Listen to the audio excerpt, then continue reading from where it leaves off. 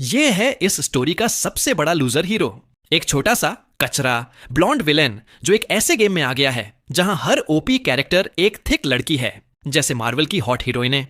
लेकिन यहां हमारे एमसी के पास उन्हें पटाने का ऑलमोस्ट कोई चांस नहीं है। अब कोई कह सकता है कि यह तो बहुत बुरा है, क्योंकि मेरा भाई इस मेड लड़की से, इस आइस प्रिंसेस से और इस गॉडेस जैसी लड़की से डोमिनेट हो रहा है। लेकिन जब मैं कहता हूं डोमिनेट, तो मेरा मतलब अच्छे वाला डोमिनेट और उससे भी बेहतर वाला है। हाँ भाई, तुम जानते हो, अपनी पिल चुनो। एक हीरो जैसा कचरा लूजर या एक चैट ब्लॉन्ड विलेन जिसके ऊपर मॉमी मेड चलती है, और फिर वो बेहतर है। यहीं रुक जाओ इससे पहले कि वीडियो डाउन हो जाए। अब बदकिस्मती से भाई ये देख सकता है कि फ्यूचर में उसे एक डंजियन में बंद कर दिया जाएगा और वो उन लड़कियों में से एक का मैकेनिक बुल टॉय बन जाएगा जिसे हर दिन खाली किया जाएगा। मुझे उसके लिए बहुत बुरा लग रहा है। मैं खुद को उसकी जगह बदलने की ट्राई करूंगा। मैं सच में एक हीरो हूं। साथ ही उसके पिता युद्ध में गए और कहा कि जब वो 1 साल में वापस आएंगे तो बेहतर होगा कि उसने मेड्स के अंदर एक बच्चा डाल दिया हो, क्योंकि उन्हें नए वारिस चाहिए। इसे कहते हैं परिवार चलाना। और इन सब के बीच हमारा लड़का, जो इस दुनिया की पागल लड़कियों के मुकाबले कमजोर है, को असली एमसी के गुस्से से बचना है, जो बहुत ही ज्यादा ओपी है। क्या वो यह कर पाएगा? कोई फर्क नहीं पड़ता, क्योंकि हम यहां थिक बेब्स देखने आए हैं। चलो शुरू करते हैं। यह सब कैसल में शुरू होता है, कैंपबेल परिवार के घर में। मेन गाय सोचने लगता है, एक सेकंड रुको, मैं अभी एक कार क्रैश में नहीं मरा था? मेरा मतलब एक कार एक्सीडेंट में। क्या मैं टाइम ट्रैवल कर गया हूं या कुछ और? यह डेकोरेशन थोड़ा यूरोपियन लग रहा है, और आईने में वो चेहरा, वो मेरे जैसा लग रहा है जब मैं 17 या 18 साल का था। सिवाय इसके कि इसका कोई मतलब नहीं बनता, क्योंकि वो अब बहुत बड़ा है। वो एक और बार देखता है हैरान होकर, और हां, वो सच में काफी गुड लुकिंग था जब वो जवान था, इससे पहले कि वो एक कंगाल मोटा आदमी बन गया। जैसे ही वो इस नतीजे पर पहुंच रहा है कि वो बूढ़ा हो रहा है, ऐसे सपने देख रहा है जहां आप रीइंकार्नेट हो जाते हो क्योंकि आपकी लाइफ बर्बाद हो गई थी, वो एक छोटा सा चाकू उठाता है और कहता है कि उसे यह कंफर्म करना पड़ेगा, और खून बहने लगता है।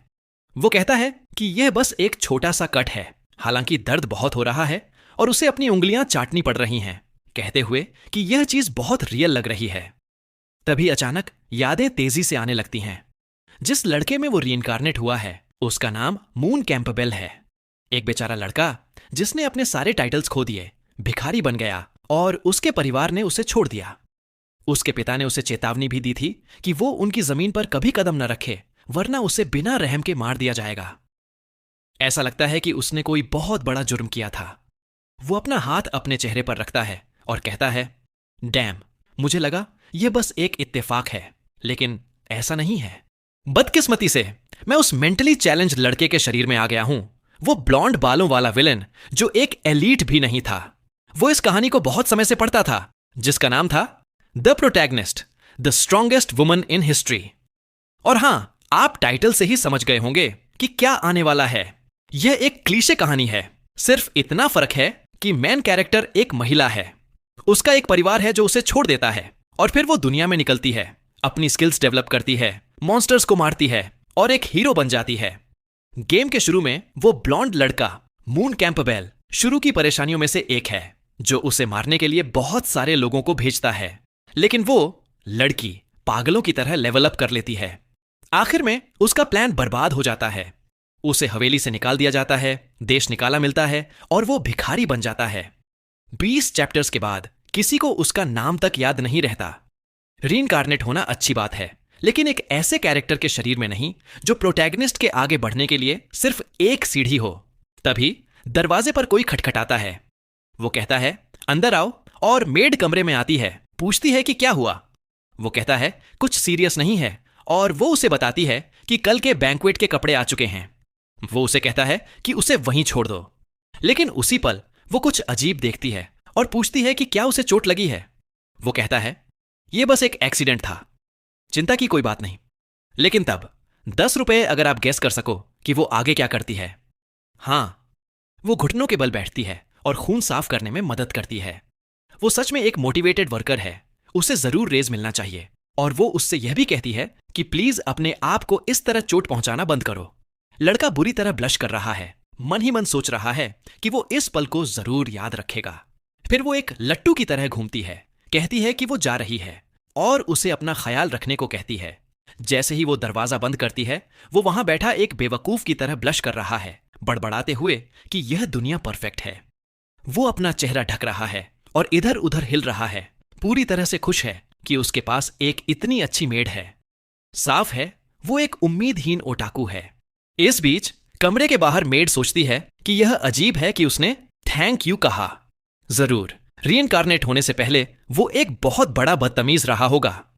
अब हमारा लड़का सोच रहा है कि कोई जो इतना गुड लुकिंग पैदा हुआ और एक नोबल परिवार में, उसे एक क्यूट मेड कैसे मिल गई। लेकिन फिर भी उसने प्रोटैगनिस्ट को उकसाने का सोचा। उसे निकाले जाने का असली कारण यह है कि उसने तीसरी प्रिंसेस को ड्रग देने की कोशिश की थी।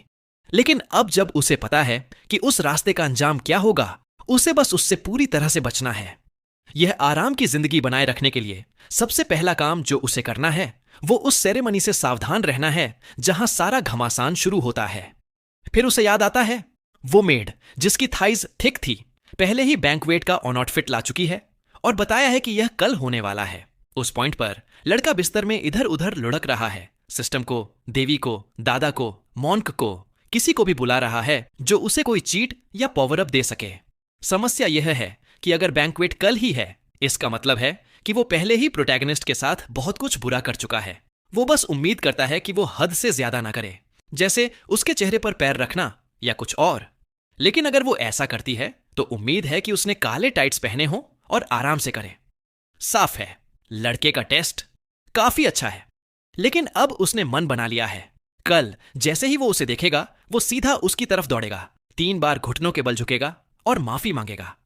अचानक उसके सर पर कुछ लगता है और वो मुड़ता है चिल्लाते हुए कि यह किसने किया। तभी वो बिस्तर पर एक छोटी सी किताब देखता है। वो तुरंत सोचता है कि क्या चीट आ गया है।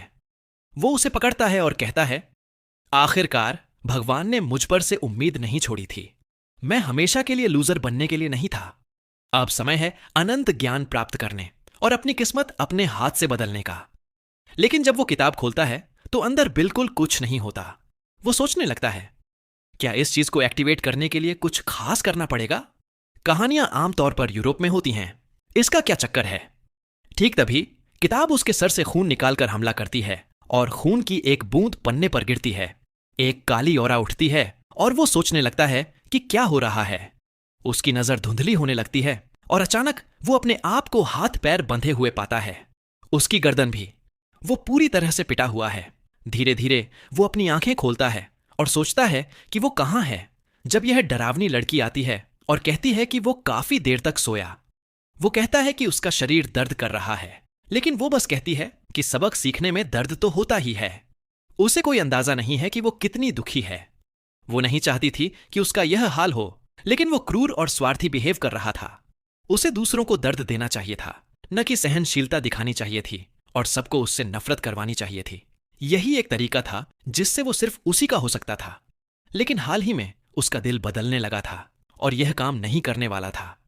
फिर भी चाहे कितना भी समय लगे, वो उसे अपने प्यार से साफ करने वाली थी और फिर वो हमेशा के लिए साथ होंगे। फिर बैम, एक के बाद एक वार, और वो अपने कमरे में वापस जाग जाता है। ऐसा लगता है कि प्रोटैगनिस्ट उसे एक विलेन के रूप में ज्यादा पसंद करती है। लेकिन अगर वो उस रास्ते पर जाता है तो उसकी जिंदगी पूरी तरह से बर्बाद हो जाएगी, और अगर वो नहीं जाता तो यह पहले से ही बर्बाद है। तो लड़का अब क्या करे?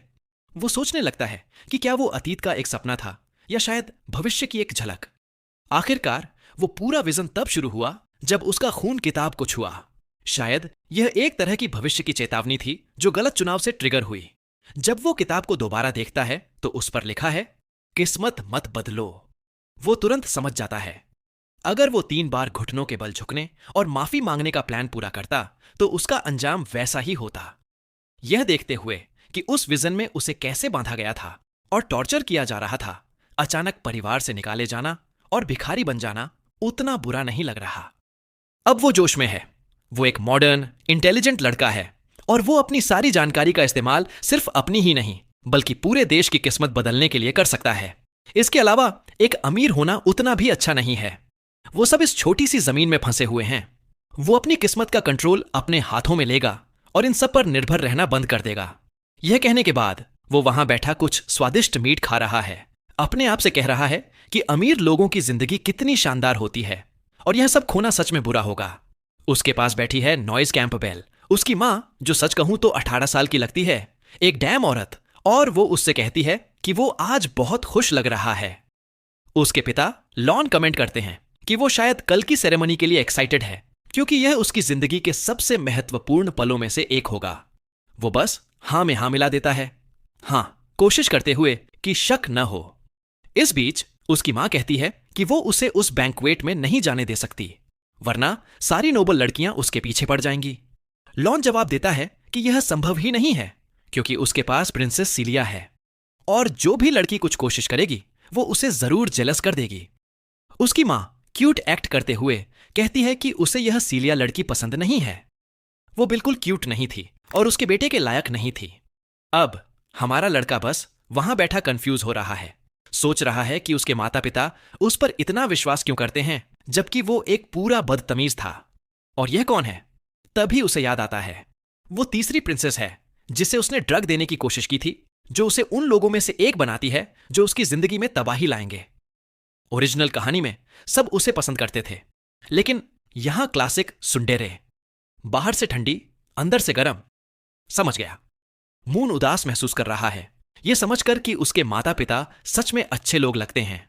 उसे सच में इसलिए निकाला गया था क्योंकि उसने एक बिल्कुल हरामी की तरह बिहेव किया था और उसके पिता बस एक बिगड़ा हुआ बेटा नहीं चाहते थे। लेकिन यह उसे अपनी किस्मत बदलने के लिए और भी मोटिवेट करता है। भले ही यह खतरनाक हो, वो अपने पूरे परिवार को अपने साथ नीचे नहीं लाना चाहता। उसके परिवार के बर्बाद होने का असली कारण यह है कि लोग मानते हैं कि उसके पिता ने उसे विश्वासघात के रूप में प्रिंसेस को मारने का आदेश दिया था। तो उसे शायद खुद पर इल्जाम लेना होगा और यह सुनिश्चित करना होगा कि कोई और इसमें शामिल ना हो। समस्या यह है कि सेरेमनी कल ही है और बहुत ज्यादा बदलाव करने के लिए समय नहीं बचा है। उसे अजीब लगता है कि अगर इवेंट इतना पास है तो उसे उस ड्रग के बारे में कुछ क्यों नहीं पता जो इस्तेमाल किया जाना है। क्या कोई उसे यह देगा? असल में क्या होने वाला है? जब वो यह सब समझने की कोशिश कर रहा है, एक मेड आती है और वो गलती से उससे टकरा जाता है। वो एक अजीब तरह से गिरती है, कहती है कि उसने मैडम की काली चाय गिरा दी।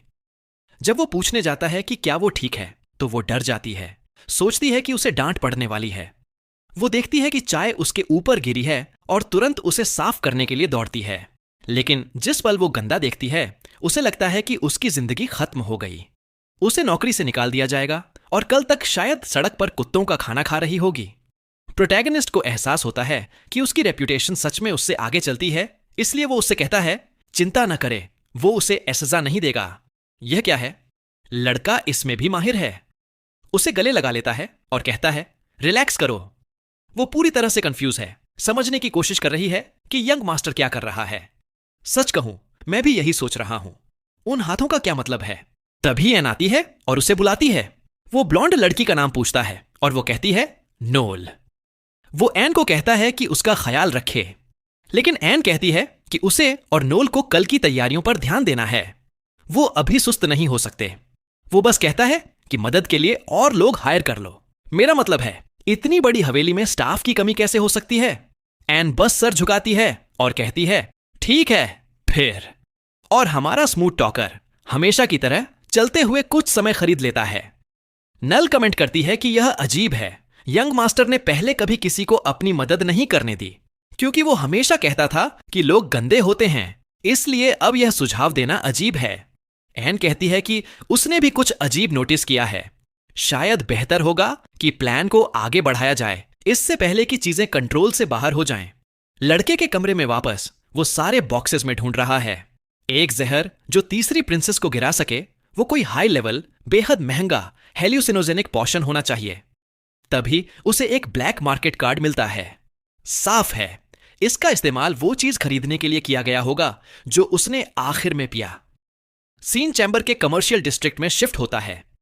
रात हो चुकी है और प्रोटैगनिस्ट दूसरों से कहता है कि वो वहीं रुकें जबकि वो कुछ चीजें खरीदने जाता है।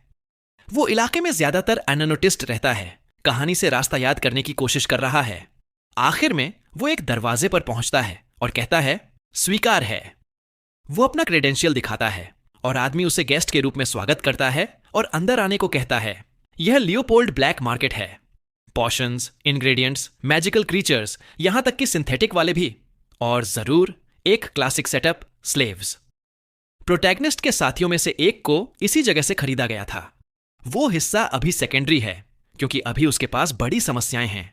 वो एक कमरे में जाता है और उसे एक बिल्ली का मास्क पहने हुए कोई मिलता है जो तुरंत पूछता है कि वो क्या ढूंढ रहा है। उनके पास हर तरह के पोषण हैं। वो कहता है कि उसे कुछ ऐसा चाहिए जो रंगहीन हो, गंधहीन हो, खासकर मैसेज पर अच्छा काम करे और उन्हें घंटों तक बेहोश कर दे। वो शायद उसे खरीदेगा, इस्तेमाल करेगा, लेकिन लड़की के साथ असल में कुछ नहीं करेगा। अब मैं भी कंफ्यूज हूं। वो कहानी फॉलो करने की कोशिश कर रहा है, लेकिन मुझे सच में नहीं पता कि वो अब क्या प्लान कर रहा है। बिल्ली के मास्क वाला व्यक्ति कहता है कि उसे जरूर बहुत मजा करने का मन है। अगर वो चाहे तो वो कुछ स्लेव्स भी रेकमेंड कर सकती है। वो कहता है कि वो जा रहा है, लेकिन वो उसे रोक लेती है, कहती है रुको, वो पोषण लाएगी। मून सोचता है कि यह कहना मुश्किल है कि यह आदमी है या औरत, और यह अजीब नहीं है। जिसने भी इस कैरेक्टर को बनाया है उसने जरूर इससे मुश्किल बनाया है। गैस करना भी डरावना है, इसलिए चलो इससे न्यूट्रल रखते हैं। वो इंसान एक पोषण उठाता है, जबकि हमारा प्रोटैगनिस्ट सोच रहा है कि वो शरीर कितना शानदार है। ज्यादातर यह एक सुंदर औरत होगी जिसका पावरफुल फिगर होगा और वो इस पूरे अंडरवर्ल्ड ऑपरेशन को चला रही होगी। उसी पल दरवाजा फिर से खुलता है और कोई और अंदर आता है, काले टाइट्स से अंदाजा लगाते हुए। आप पहले ही जानते हैं कि क्या टाइम हो गया है। क्या हमारे लड़के की भी ऐसी नजर है? वो व्यक्ति कहता है कि वो एक बहुत स्ट्रांग ड्रग खरीदने आए हैं जो मेजेज को टारगेट करता है और कोई निशान नहीं छोड़ता। सेलर कंफ्यूज है। यह एक ऐसा पोषण है जो वो शायद ही कभी बेचती है और अब अचानक सब इसके बारे में पूछ रहे हैं। मून हैरान है। उसने नहीं सोचा था कि औरतों का भी ऐसा टेस्ट होता है। उसे उसके लिए बुरा लग रहा है जो इस पूरे अनुभव से गुजरने वाला है, लेकिन वो मदद के लिए कुछ नहीं कर सकता। तब औरत 2 शीशियां टेबल पर फेंकती है और कहती है, यह वही है जिसे सब ढूंढ रहे हैं। भले ही अंदर का लिक्विड चमकीला था, उसे वाइन में मिलाने से वो बिल्कुल भी पता नहीं चलेगा। सिर्फ कुछ बूंदें एक हाथी को 2 से 3 घंटे के लिए बेहोश करने के लिए काफी थीं। वो इसकी ताकत से हैरान है। मास्क वाली लड़की कहती है कि अगर उसे विश्वास नहीं है तो वो खुद ट्राई कर सकता है। उसे बस 3 घंटे के लिए फर्श पर सोना पड़ेगा और पूरी कीमत भी देनी पड़ेगी। एक ही शर्त है, कीमत 1 कुंडा 30,000 अमेलिया, स्थानीय मुद्रा। पास में खड़ी मास्क वाली औरत कहती है कि उसके पास अमेलियस नहीं है, लेकिन उसके पास पेमेंट का एक और तरीका है। वो एक लेटर दिखाती है और सेलर कहती है कि इस तरह के वैल्यू वाली चीज को पेमेंट के रूप में स्वीकार करना मुश्किल है। वो उसे पढ़ती है और पूछती है कि क्या जो लिखा है वो सच है। रहस्यमयी फिगर कहती है कि सेलर अपनी स्किल्स का इस्तेमाल करके इसे वेरीफाई कर सकती है। रहस्यमयी हो या ना हो, सच बोलते हैं। ये शायद एन ही है, और कौन हो सकता है? सेलर कहती है, ठीक है, पोषण तुम्हारा हुआ। बड़ी सी औरत उसे पकड़ती है, उसे धन्यवाद देती है और निकलने लगती है। इस बीच मून बस कहता है कि इससे उसके कार्ड पर चार्ज कर दो। सेलर एक बोनस पोषण देती है और कहती है कि अगर वो इससे दूसरे के साथ मिलाएगा तो अनुभव बहुत बेहतर होगा।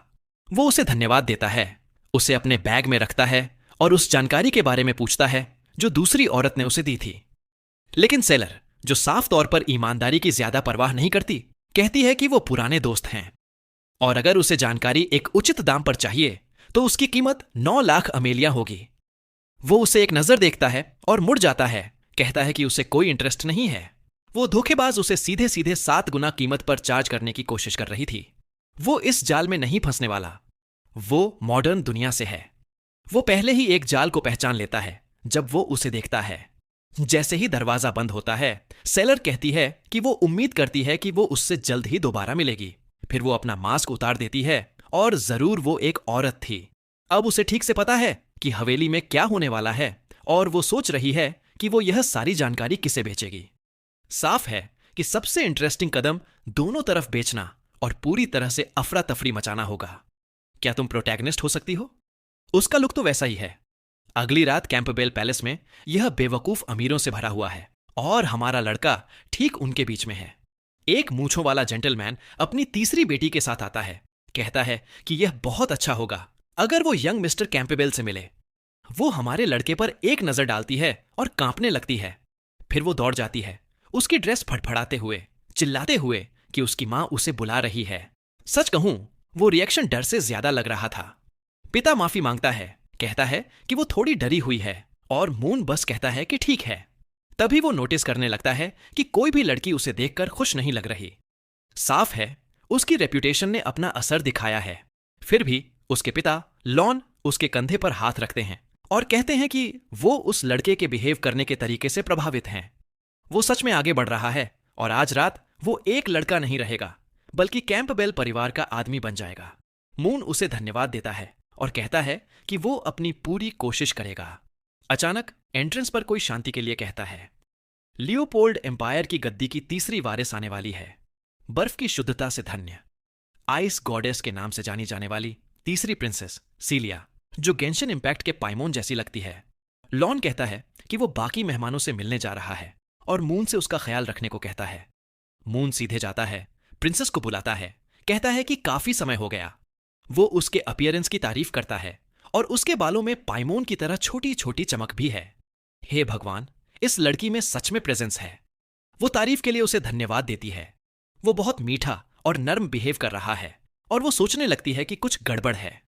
फिर वो कहता है कि वो सफर से थक गई होगी और सुझाव देता है कि वो थोड़ी देर आराम कर ले। जैसे ही वो पास से गुजरती है, सारे अमीर उसके सामने झुकते हैं और वो सोच रही है, आज इस लड़के को क्या हो गया है? यह बहुत ज्यादा पोलाइट बिहेव कर रहा है। उसी पल ऐसा लगता है कि कैंपबेल लोगों को किसी इलेजिटिमेट डॉटर के बारे में बात करते सुन रहा है, जिसने अनुसार अपने पति से डुएल किया था। मैं भी थोड़ा कंफ्यूज हूं। ऐसा लगता है कि लोग उसे पसंद नहीं करते क्योंकि वो इलेजिटिमेट है, उसका डिवोर्स हो गया है और अब वो एक वारिस के रूप में क्वालिफाई करना चाहती है। बाकी पार्टी के लोग उन्हें कहते हैं कि ऐसी बातें कहना बंद करो, यह पागलपन है। हाँ, जरूर, ठीक है। अब कौन आ रहा है प्रोटैगनिस्ट के साथ? इस दुनिया का मेन कैरेक्टर एरियल बुआर्ड, जिसके बाएं तरफ काले बाल हैं। सच कहूं, वो काफी बेसिक है, आप जानते हैं, लेकिन अगर आप सोचो तो यह अजीब नहीं लगता। प्रोटैगनिस्ट्स आमतौर पर स्टैंडर्ड काले बालों वाले सादे चेहरे वाले लोग होते हैं और वो वहां बिल्कुल नॉर्मल बिहेव कर रही है, मिस्टर मून को ग्रीट कर रही है। वो अजीब तरह से रिएक्ट करता है और कहता है कि वो ठीक है और उसका स्वागत है। लेकिन तभी अचानक से यह बड़ा सा आदमी बीच में आता है और पूछता है कि वो यंग मास्टर से ऐसे कैसे बात कर सकती है। वो थोड़ी कैजुअल हो रही थी और हमारा लड़का उस आदमी से कहता है, चुप हो जाओ। कहता है, ठीक है, वो जैसे चाहे बात कर सकती है।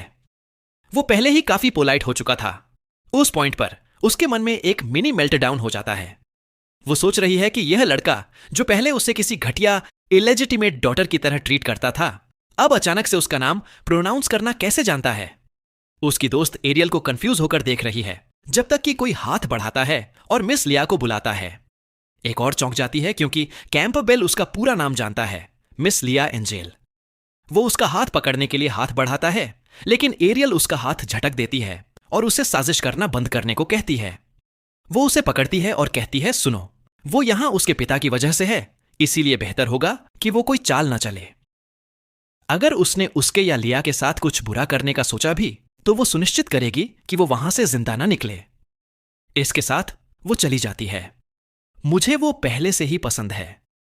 वो एक नेक हीरो का एक्ट कर रही है, लेकिन हम दोनों जानते हैं कि वो चाहती है कि वो मुसीबत खड़ी करे। मून सोच रहा है कि जैसा उसने सोचा था, प्रोटैगनिस्ट से डील करना मुश्किल होगा, लेकिन वो कहता है कि उसे सच में कोई फर्क नहीं पड़ता। जब रात खत्म होगी वो अपने रास्ते चली जाएगी और उम्मीद है कि वो अपने और वो फिर कभी नहीं मिलेंगे। थोड़ी देर बाद वो अपनी स्पीच देता है। ऐसा लगता है कि आज उसका बर्थडे है। किसे पता था? लगता है वो 18 का हो गया है। सब तालियां बजाते हैं और उसे अमेजिंग कहते हैं। लड़के को लगभग एक और एपिसोड आ जाता है, लेकिन अब काम पर लगने का समय है। वो इधर उधर देखता है और पाइमोन जैसी दिखने वाली लड़की को आईने के पास चिल करते हुए देखता है। वो पास जाता है, अपना परिचय देता है और माफी मांगता है। कहता है कि उम्मीद है वो रूड नहीं हो रहा। वो एक डांस के लिए पूछता है। हे भगवान, क्या वो खुद को रॉयल्टी समझता है अब? वो एक्सेप्ट कर लेती है जरूर। वो लड़की हालांकि उस ऑन आउटफिट में सीरियस फायर पावर दिखा रही है। जो भी एक्सेसरीज उसने पहनी हैं, ऐसा लगता है जैसे वो उसमें से फटने वाली हैं। इस बीच अमीर सब स्टिफ और अजीब हैं, इधर उधर देख रहे हैं और प्रोटैगनिस्ट साइड में केक खा रही है, जबकि वो तीसरी प्रिंसेस के साथ डांस कर रहा है। वो उसके स्टेप्स की तारीफ करती है और वो कहता है कि वो अभी भी बिगिनर है। वो जानती है कि वो कितना बदल गया है और कहती है कि अब वो आखिरकार एक नोबल की तरह बिहेव कर रहा है। उसे अजीब लगता है कि उसका डांस इनविटेशन पहले कैसा गया। योद्धा, मैं तुम्हें एक डांस की दया प्रदान करूंगा, आभारी रहो। वो अजीब तरह से उसे कहता है कि उसे भूल जाओ। कहता है कि उसे अतीत में छोड़ दो। म्यूजिक बजता है। चलो लोगों, हम अब प्लॉट में गहरे हैं। वो डांस कर रहे हैं। वो उसकी प्रशंसा कर रही है। आम बातें। और फिर यह क्या है? वो पाइमोन के पीछे आकर खड़ा हो जाता है। क्या वो एडवेंचरर स्टाइल में बैकअप बुला रहा है? तभी वो कहती है कि उन्हें एक प्राइवेट कन्वर्सेशन करनी है। वो पहले से ही जानती है कि यह शादी सिर्फ उनके परिवारों की वजह से एक पॉलिटिकल अरेंजमेंट है। वो जवाब देता है कि अगर वो इसे कैंसिल करना चाहती है तो वो मिलकर ऐसा कर सकते हैं। वो थोड़ा पीछे हटती है और कहती है कि वो इस बारे में बाद में बात करेंगे। फिर वो पूछती है, अभी उसके कमरे में चलें? मैम, वो चौंक जाता है, लेकिन बहुत देर हो चुकी है। वो पहले ही उसे खींच कर ले जा रही है। साइड में 2 शरारती मेड्स सब कुछ देख रही हैं। वो धीरे धीरे बात कर रही हैं कि वो लड़की उस मेंटली चैलेंज्ड मास्टर के साथ चली गई। आप जानते हैं वो कौन सा शब्द सोच रही हैं? वो कहती हैं कि उन्हें जल्दी करना होगा क्योंकि वो लायन हार्ट टेरिटरी है। अब कमरे में वो उसे एक ड्रिंक ऑफर करता है। वो पोलाइटली मना कर देती है, कहती है कि वो एक बूंद भी नहीं पी सकती। अब मून सच में मुसीबत में है क्योंकि उसे कोई आइडिया नहीं है कि ओरिजिनल प्रोटैगनिस्ट ने इस लड़की को कैसे जीता था। उसके ऊपर उसे अभी भी उसे पोषण देना है, लेकिन अगर वो कुछ नहीं पी रही तो उसे कोई क्लू नहीं है कि वो यह कैसे करेगा। वो पूछता है कि उसे क्या पीना पसंद है और वो कहती है कॉफी। लेकिन फिर वो जल्दी से बदल जाती है और उसके बदले ब्लैक टी पीने की पेशकश करती है। पता चलता है कि उस जगह पर सिर्फ ब्लैक टी या वाइन ही उपलब्ध है। वो थोड़ी हैरान लगती है, लेकिन वो हाथ हिलाकर उसे टाल देता है। कहता है कि वो जाकर ले आएगा। इस बीच वो वहां बैठी थोड़ी कंफ्यूज है। वो उस चाय को बनाने के लिए बहुत उत्सुक लग रहा है। साफ है वो वहां पीछे पोषण मिला रहा है। सच कहूं, मुझे लगा यह नींद का पोषण था, लेकिन अचानक से वो कहता है कि यह एक बूंद किसी को प्यार में डाल देती है। उसके ऊपर एक और शीशी है जिसे वो इस्तेमाल न करने का फैसला करता है। वो उसके असर के बारे में श्योर नहीं है। तभी वो उसे बुलाती है, जिससे वो चौंक जाता है और वो जल्दी से मुड़ता है। कहता है कि यह लगभग तैयार है, लेकिन हे भगवान, उस तेज घुमाव में कुछ पोषण इधर उधर गिर जाता है और दूसरी शीशी भी। पता चलता है कि वो एक एप्रोडिजियक था। वो राहत की सांस लेता है कि कोई भी पोषण जादुई निशान नहीं छोड़ता तब तक जब तक वो नीचे नहीं देखता और एहसास नहीं करता कि पोषण का एक अच्छा खासा हिस्सा फर्श पर गिर गया है। उसका ओरिजिनल प्लान थोड़ा सा बेचकर कुछ पैसे कमाना था, लेकिन अब वो प्लान चौपट हो गया। जैसे ही वो चाय लाता है, हम देखते हैं कि कोई खिड़की से झांक रहा है। पाइमोन, जबकि तीसरी प्रिंसेस कमेंट करती है कि कैंपबेल परिवार की काली चाय अजीब तरह से लाल और चमकीली है। वो कहता है कि यह पूर्व से एक बेहद दुर्लभ जड़ी बूटी है, एक असली डेलिकेसी। वो मान जाती है और उसे कहती है कि वो पहले पिए। हमारा लड़का कहता है, क्या पाइमोन को मुझ पर विश्वास नहीं है? मून कैंपबेल ईमानदार युवा नोबल। लेकिन वो बस जवाब देती है कि जो सर्व करते हैं उन्हें हमेशा पहले ड्रिंक टेस्ट करना चाहिए। यह बेसिक नोबल एटिकेट है। जब वो कप उठाता है एक घूंट लेने के लिए, तो वो उसके हाथ से छीन लेती है और कहती है, तुम्हारा वाला बेहतर लग रहा है, हमें बदल लेना चाहिए। ओह! एक छोटा सा घूंट लेने के बाद ही वो चक्कर खाने लगती है। मुझे लगा यह एक एप्रोडिजियक होगा, लेकिन नहीं। वो लड़खड़ाती है, कप गिरा देती है और सीधे सोफे पर बेहोश हो जाती है। मुंह सोच रहा है कि दोनों कप्स में डोज देना एक स्मार्ट मूव था। ओरिजिनल कहानी के अनुसार प्रोटैगनिस्ट को कमरे में घुसना चाहिए और उसे मारने की कोशिश करनी चाहिए। उसे सस्पिशियस दिखना है, इसलिए वो उसकी स्कर्ट थोड़ी नीचे करता है, उसके ऑन आउटफिट का कुछ हिस्सा खोलता है, अपनी शर्ट उतार देता है और कहता है कि यह परफेक्ट लग रहा है। कोई भी अंदर आने वाला ठीक वही समझेगा जो वो चाहता है। ऐसा लगता है कि वो इस बार सच में निंदा पाने का लक्ष्य रख रहा है। एक ही समस्या है, कुछ नहीं होता। समय बीतता है, आधे घंटे गुजर जाते हैं और अभी भी कोई नहीं आता। यह अजीब है क्योंकि ओरिजिनल कहानी में वो तुरंत सिचुएशन से निपटने के लिए अंदर आती है। तो क्या बदल गया? कहानी में प्रोटैगनिस्ट हॉल्स में चल रही है। कोई उससे टकराता है, उसकी ड्रेस पर कुछ गिरा देता है और इस तरह वो इस गड़बड़ में फंस जाती है। तभी उसे याद आता है, शायद चाय गिराने वाली नल थी, लेकिन पहले उसने एन को नल को आराम करने देने के लिए कहा था, जिससे पूरी घटनाओं की श्रृंखला बिगड़ गई होगी। ओह, देखो कौन अपनी आंखें खोल रहा है, जबकि वो अभी भी अपने मास्टर प्लान में फंसा हुआ है। लड़की उठ रही है। पता चलता है कि एफ्रोडिजियक उस कप में गिरा होगा जो उसने उससे छीना था। अब वो वहां खड़ा कंफ्यूज है, सोच रहा है कि कमरा अचानक से ठंडा क्यों लगने लगा। फिर बैम, एक हाथ उसका चेहरा पकड़ लेता है। एक ठंडी जादू की लहर उसे फर्श पर पटक देती है। वो पाइमोन से शांत होने की भीख मांगता है, कहता है कि वो समझा सकता है, लेकिन वो उसे चुप करा देती है। कहती है कि कोई सफाई की जरूरत नहीं है, बस इतना ही कहते हैं। तभी उसे एहसास होता है कि इस लड़की के साथ कुछ ठीक नहीं है। वो कहता है कि वो एक डॉक्टर लाने जा रहा है। बहुत देर हो चुकी है, उसकी कलाइयां पहले ही जकड़ी हुई हैं। वो बड़बड़ाती है कि उसका शरीर ठंडा महसूस हो रहा है और उसका गर्म। वो उससे शांत होने की भीख मांगता है, लेकिन नहीं। वो एक किस के साथ आगे बढ़ती है। लड़का प्रार्थना कर रहा है कि एरियल उसे बचाने आ जाए, क्योंकि अगर नहीं तो यह छोटा सा एक्ट बहुत जल्द असली हो जाएगा। एक मुश्किल की बात करें तो वो वहां हॉल्स में चल रही है, इस बात से परेशान कि उसकी ड्रेस पर दाग लग गया है। फिर उसे कुछ अजीब आवाजें सुनाई देती हैं। तभी एन आती है और उसे बताती है कि यह एरिया रेस्ट्रिक्टेड है। एरियल को यह अजीब लगता है और एन जल्दी से उसकी ड्रेस साफ करने की पेशकश करती है, क्योंकि समस्या वही है। उसने एक जादू किया। आउटफिट बिल्कुल साफ लग रहा है और एरियल काफी इंप्रेस है कि यहां तक कि मेड्स भी जादू जानती हैं। तभी मेड्स में से एक अचानक से एक स्पेशल केक के बारे में कुछ कहती है कि यह पार्टी में सर्व किया जाएगा, और तुरंत प्रोटैगनिस्ट खुशी से झूम उठती है, उसे खुशी से धन्यवाद देती है। एन थोड़ा सा मुस्कुराती है, लेकिन फिर उस क्लासिक बुरी नजर से मुड़ जाती है। जरूर एरियल उतनी बेवकूफ नहीं है, या रुको, शायद वो है। उसे कुछ गड़बड़ महसूस होती है, जैसे हवा में खून की गंध, लेकिन फिर वो उसे टाल देती है। कहती है कि वो ड्यूक की हवेली में है और इसमें शामिल नहीं हो रही है। इसके अलावा उसे विश्वास है कि पाइमोन उस बिगड़े हुए बच्चे से अकेले निपट सकती है। केक से बेहतर कुछ नहीं, इसलिए उसे इस सब की चिंता नहीं है। पास में वही शेडीमेड्स सोच रही हैं कि क्या एरियल टारगेट थी। भूरे बालों वाली कहती है नहीं, वो नंबर 9 नाम के एक लड़के का टारगेट थी, लेकिन वो उसे मारने में कामयाब रही, भले ही वो एक हायर रैंक का था। काले बालों वाली मेड उसे जल्दी करने को कहती है, चेतावनी देती है कि अगर कैंपबेल आ गया तो मिशन फेल हो सकता है, लेकिन उसकी पार्टनर कहती है चिंता मत करो। उसने पहले ही सिचुएशन चेक कर ली थी और एक्शन पूरे जोश में था। इस बीच हमारा लड़का पूरी तरह से बर्बाद है, खुरचा हुआ, थका हुआ। आखिर हुआ क्या था? रुको, असल में कुछ नहीं हुआ। वो बस खुद को बचाने के लिए संघर्ष कर रहा था। और अब पाइमोन जागती है, उसके चेहरे पर तलवार रखती है और उसके आखिरी शब्दों की मांग करती है। वो उसे शांत करने की कोशिश करता है, लेकिन वो बस कहती है कि वो बिना कुछ कहे ही दूसरी दुनिया में जा रहा है।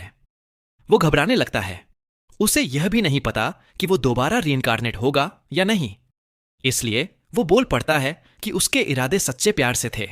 वो वहां भावनाओं से चमक रहा है, उम्मीद कर रहा है कि भगवान उसे दूसरा मौका देंगे, सिर्फ इसलिए कि उसकी गर्दन लगभग कटने ही वाली थी। वो ठंड से कहती है कि वो सच में घिनौना है। वो माफी मांगता है और उसे शांत होने को कहता है कि उन्होंने पूरी तरह से कुछ नहीं किया, लेकिन वो गुस्से से कहती है कि उसने उन सच्चे कामों को कहने के लिए भी गंदा है। अगर उसने सच में कोशिश करके उसे जीतने की कोशिश की होती तो शायद वो शादी स्वीकार कर लेती, लेकिन उसने घटिया तरीका अपनाया, ड्रग्स और धोखा। वो समझाने की कोशिश करता है कि उसका कभी भी उसे बेइज्जत करने का इरादा नहीं था।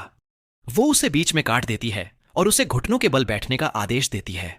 फिर अचानक दरवाजे के दूसरी तरफ कुछ उसका ध्यान खींचता है। वो उसकी गर्दन पकड़ती है और उसे बाहर सबको जाने का आदेश देने के लिए मजबूर करती है। वो उसे फर्श पर फेंक देती है और कहती है कपड़े पहन लो और दरवाजे पर जो भी है उससे निपट लो, क्योंकि वो वैसे भी मरने वाला है। बेचारा लड़का 3 भयानक विकल्पों के बीच फंसा हुआ है। सीलिया द्वारा मारे जाना, राजा द्वारा फांसी पर लटकाए जाना, या किसी रहस्यमयी अजनबी द्वारा किसी अजीब डंजन में फंस जाना। रुको, क्या वो प्रोटैगनिस्ट थी? नहीं, वो कोई और पागल लग रही थी। इस बीच दूसरी लड़की आराम से अपने टाइट्स पहन रही है, कहती है कि वो किसी भी मिनट मर जाएगा। मून दरवाजा खोलता है यह देखने के लिए कि कौन है और उछल पड़ता है। यह वही मेड है जो कहती है कि उन्होंने कुछ समय साथ बिताया और वो खाना लाई है। वो उसे कहता है कि उसे नीचे रख दो और धन्यवाद देता है, लेकिन फिर उसे एहसास होता है कि उसने उसे पहले कभी नहीं देखा। तो वो कौन है? वो कहती है कि उसे बैंक्वेट में मदद के लिए हायर किया गया था, लेकिन उसे यह अजीब लगता है क्योंकि कोई भी मेड या नया स्टाफ नहीं लाया जाना था। वो मान जाती है और फिर अचानक आगे बढ़ती है, उसे नीचे गिरा देती है। उसी पल उसे एहसास होता है कि उसका असली टारगेट पाइमोन है। वो दो चाकुओं के साथ आगे बढ़ती है। बूम! एक धमाका, और जब वो ऊपर देखता है, कम से कम आइस क्वीन ने खुद को बचा लिया। पाइमोन पूछती है कि क्या उसके बेवकूफ भाई ने इस हत्यारे को भेजा है। मेड जवाब देती है कि बदकिस्मती से डिटेल्स कॉन्फिडेंशियल हैं। एक और कमरे में हम सुनहरे गोलाकार चीजें तैरते हुए देखते हैं और धीरे धीरे कह रहे हैं कि प्रिंसेस आज रात कैंपबेल एस्टेट में मारी जाएगी और यह किसी का अंत होगा। पता नहीं यह सफेद बालों वाली लड़की कौन है, लेकिन ऐसा लगता है कि उसे पता है क्या हो रहा है। कमरे में वापस उस धमाके के बाद मेड पीछे हट जाती है। मानती है कि पाइमोन का जादू उम्मीद से ज्यादा घना है, लेकिन उसके चेहरे का भाव बदल जाता है जब वो जादू के शब्दों को सुनती है, क्योंकि अब पाइमोन एक बर्फ के भाले से चार्ज कर रही है और लगभग उसके सर में घुस्सा ही देती है। जब दोनों एक क्रूर टक्कर में लगे हुए हैं, हमारा लड़का सोच रहा है, जब देवता लड़ते हैं तो इंसान पीसते हैं। वो सच में कुछ नहीं कर सकता। वो फिर से दरवाजा खोलने की कोशिश करता है, लेकिन वो बंद है। वो अभी भी जोरों से लगे हुए हैं। वो किसी चीज के पीछे छिप जाता है, यह समझते हुए कि उस मेड ने जरूर कोई बैरियर स्पेल कास्ट किया होगा ताकि कोई और अंदर न आ सके। और फिर वो कुछ नोटिस करता है, बाहर के स्टाफ को लाने के प्लान्स में बदलाव जो कल ही किया गया था। इसके लिए पहले से प्लान तैयार करने का एक ही तरीका हो सकता है, अगर कोई जानकारी लीक कर रहा हो।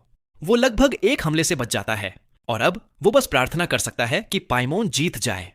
लेकिन फिर उसकी तरफ देखते हुए, अभी भी वहां खड़ी, पूरी जोश में, भले ही पिटी हुई और उस भाले को पकड़े हुए, वो सोचने लगता है कि क्या यह सच में एक अच्छी बात है। वो शायद उसे भी मार देगी। सच कहूं, शायद उतना बुरा ना हो अगर वो यहां मर जाए। किसी को कभी पता नहीं चलेगा। तभी मेड कहती है कि पाइमोन सच में एक जीनियस है, और पाइमोन जवाब देती है कि वो पहले ही महसूस कर सकती है कि कोई उसके फुटवर्क के साथ छेड़छाड़ करने के लिए ग्रेविटेशनल मैजिक का इस्तेमाल कर रहा है। मतलब कोई और भी शामिल है। वो मेड से पूछती है कि वो कौन है, वरना दोनों यहां मरेंगे। मेड बस कहती है कि जैसा कि अफवाहों में कहा गया था, पाइमोन सच में एक जीनियस है। पाइमोन गुस्सा हो जाती है और उसे चुप होकर बोलने को कहती है। इसके पीछे कौन है अगर उसे बचने का मौका चाहिए। लेकिन मेड कहती है कि वो यहां किसी को मारने नहीं आई, बस समय खरीदने आई है। अचानक पूरा कमरा हिलने लगता है। तभी भूरे बालों वाली मेड कहती है कि चैम्बर अब पूरी तरह से सील हो गया है। दूसरी अपनी जेब में हाथ डालती है और एक शीशी निकालती है। घोषणा करती है कि वो पिघले हुए संसार के स्वामी को 100 बच्चों की बलि चढ़ाने की पेशकश करती है। पाइमोन तुरंत पहचान जाती है कि यह एक अंधेरे देवता की शक्ति है, लेकिन मेज बस मुस्कुराता है और कहता है कि वो नीचे आए और इस दुनिया को दबाए। एक लाल ऊर्जा कमरे में भर जाती है, पाइमोन को दीवार से टकरा देती है और वो जानती है कि अगर वो चूहे अब आ गए तो उसके पास कोई चांस नहीं है। मेड कंफर्म करती है, वो चूहे हैं जरूर, लेकिन आज रात का असली टारगेट प्रिंसेस है। वो एक और वॉर के लिए जाती है, लेकिन पाइमोन हमारे प्रोटैगनिस्ट से खंजर छीन लेती है और हमले को रोक लेती है। मेड हैरान है। इस लड़की के टाइट्स खून से सने, फटे हुए, पिटी हुई, थकी हुई, लेकिन उसने जरूरी अंगों को बचा लिया। फिर भी इससे कोई फर्क नहीं पड़ता। उसके पास कोई खून का जादू नहीं बचा था। एक क्रूर लात उसकी पसलियों में लगती है और वो फर्श पर गिर जाती है। लेकिन पाइमोन अलग ही मिट्टी की बनी है। वो फिर से उठ जाती है। हत्यारा कहता है कि वो उसकी मौत को आसान बना देगी और आखिरी वार के लिए आगे बढ़ती है। खून छिड़कता है, लेकिन गेस करो क्या? हमारा लड़का सामने कूद गया और वार सह लिया। उसने सच में वार सीधे सीधे लिया। न कोई ब्लॉकिंग, न कोई डिफ्लेक्शन, सिर्फ शुद्ध हिम्मत। दोस्तों, याद है वो पल जब हमारा प्रोटैगनिस्ट टेबल पर फंस गया था? मुझे पूरा यकीन है कि इस सबके पीछे एन थी। मुझे नहीं पता मैंने डॉट्स कैसे कनेक्ट नहीं किए। 1 + 1 2 होता है। वो वही थी। वो लड़की स्टोरी कवर पर भी है। खैर, वापस आते हैं। एन उसका नाम पुकार रही है और पाइमोन जानना चाहती है क्यों। वो फर्श पर खून थूक रहा है और अचानक याद करता है जब दूसरी मेड ने पहले दरवाजा खोला था और उसे कहा था कि वो जा सकता है। उसने भागने का सोचा, लेकिन एहसास हुआ कि वो नहीं भाग सकता। इसलिए वो एन को बुलाता है और पूछता है कि वो क्या कर रही है। एन बस उस बेकार को कहती है कि रास्ते में आना बंद करो, लेकिन पाइमोन उसके पास से गुजरती है और उसकी गर्दन गहराई से काट देती है। लड़की घुटनों के बल गिर जाती है और आइस प्रिंसेस बस घोषणा करती है कि यह खत्म हो गया। अब हमारा लड़का फर्श पर पड़ा है, मुश्किल से जिंदगी से चिपका हुआ है। पाइमोन उसके पास घुटनों के बल बैठती है, यह समझते हुए कि अगर वो उसे बचाने के लिए कूदा था तो यह उसके किराए के हत्यारे नहीं थे। और जो चीज उसे सच में हैरान करती है वो ये है कि उसने बिना सोचे समझे उसे बचाया, क्योंकि अगर वो मर जाती तो किसी को कभी पता नहीं चलता कि उसने क्या किया। लेकिन वो कहता है कि अब इन सब का कोई मतलब नहीं है। जैसा उसने कहा, उसने एक सच्चे आदमी की तरह काम करने का चुनाव किया। डैम, वो बात चुभ गई। लेकिन जरूर यह पाइमोन है जिसके बारे में हम बात कर रहे हैं। वो ठंडे से कहती है कि उसके पल्स के आधार पर उसके पास शायद 3 और वाक्य कहने की ताकत है, इसलिए बेहतर होगा कि वो उन्हें गिनकर बोले। वो उसके आखिरी संदेश को ड्यूक तक पहुंचा देगी। वो ऊपर हाथ उठाता है, उसका चेहरा छूता है और सच्चाई से कहता है कि उसे अफसोस है। आखिर में उसे सच में उसके लिए फीलिंग्स थीं। फिर उसका हाथ फर्श पर गिर जाता है। यार, वो एक लेजेंड की तरह गया। हम जानते हैं कि वो असल में नहीं मरेगा, लेकिन अगर वो मर जाता तो यह एपिक होता। फिर भी पाइमोन को यह मंजूर नहीं है। वो कहती है कि वो हरामी इस तरह माफी मांगकर मरने का हकदार नहीं है। उसने जो कुछ भी किया उसके बाद नहीं। वो उसका नाम पुकारती है और उसे कहती है कि वो उस श्रापित माफी को स्वीकार नहीं कर रही है। वो जिंदा रहेगा और हर एक चीज के लिए भुगतान करेगा। शांत वातावरण के बीच मून तैर रहा था, चक्कर और गर्मी महसूस कर रहा था। बदकिस्मती से भले ही उसने अच्छे चुनाव करने की कोशिश की, मौत अनिवार्य थी। कम से कम यह गेम की स्टोरी लाइन फॉलो करने से बेहतर था। इस तरह उसे यह तय करने का मौका मिला कि उसकी जिंदगी कैसे खत्म होगी। लेकिन फिर एक अजीब काली ऊर्जा उसके पास दिखाई देती है और एक पैनल बनता है जो अहंकार, ईर्ष्या, लालच, बेशर्मी और आलस में प्रगति का विवरण दिखाता है। लगता है यह 7 मौत के पापों के बारे में है। वो लालच में -90%, ईर्ष्या में 99% और अहंकार में 50% पर है। किताब में कुछ पन्ने पलटते हैं और चीज उसे कहती है कि अभी के लिए कोशिश करते रहो। वो पूछता है कि यह किताब उसके मरने से पहले क्यों नहीं आई।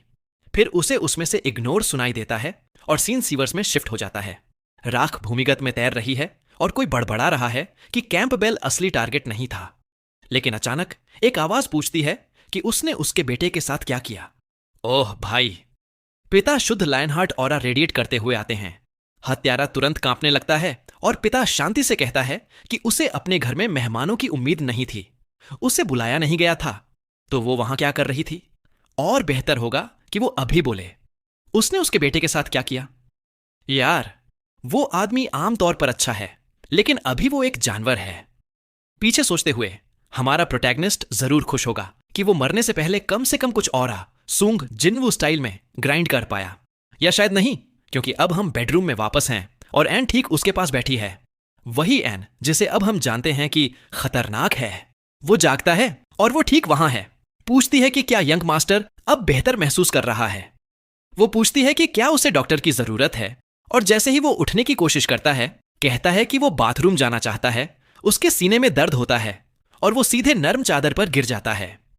वो माफी मांगता है, कहता है कि उसके पैर अजीब तरह से कमजोर महसूस हो रहे हैं, लेकिन अब उसे सावधान रहना होगा। वो उसके साथ दयालु नहीं हो सकता, उस पर बिल्कुल भी भरोसा नहीं किया जा सकता।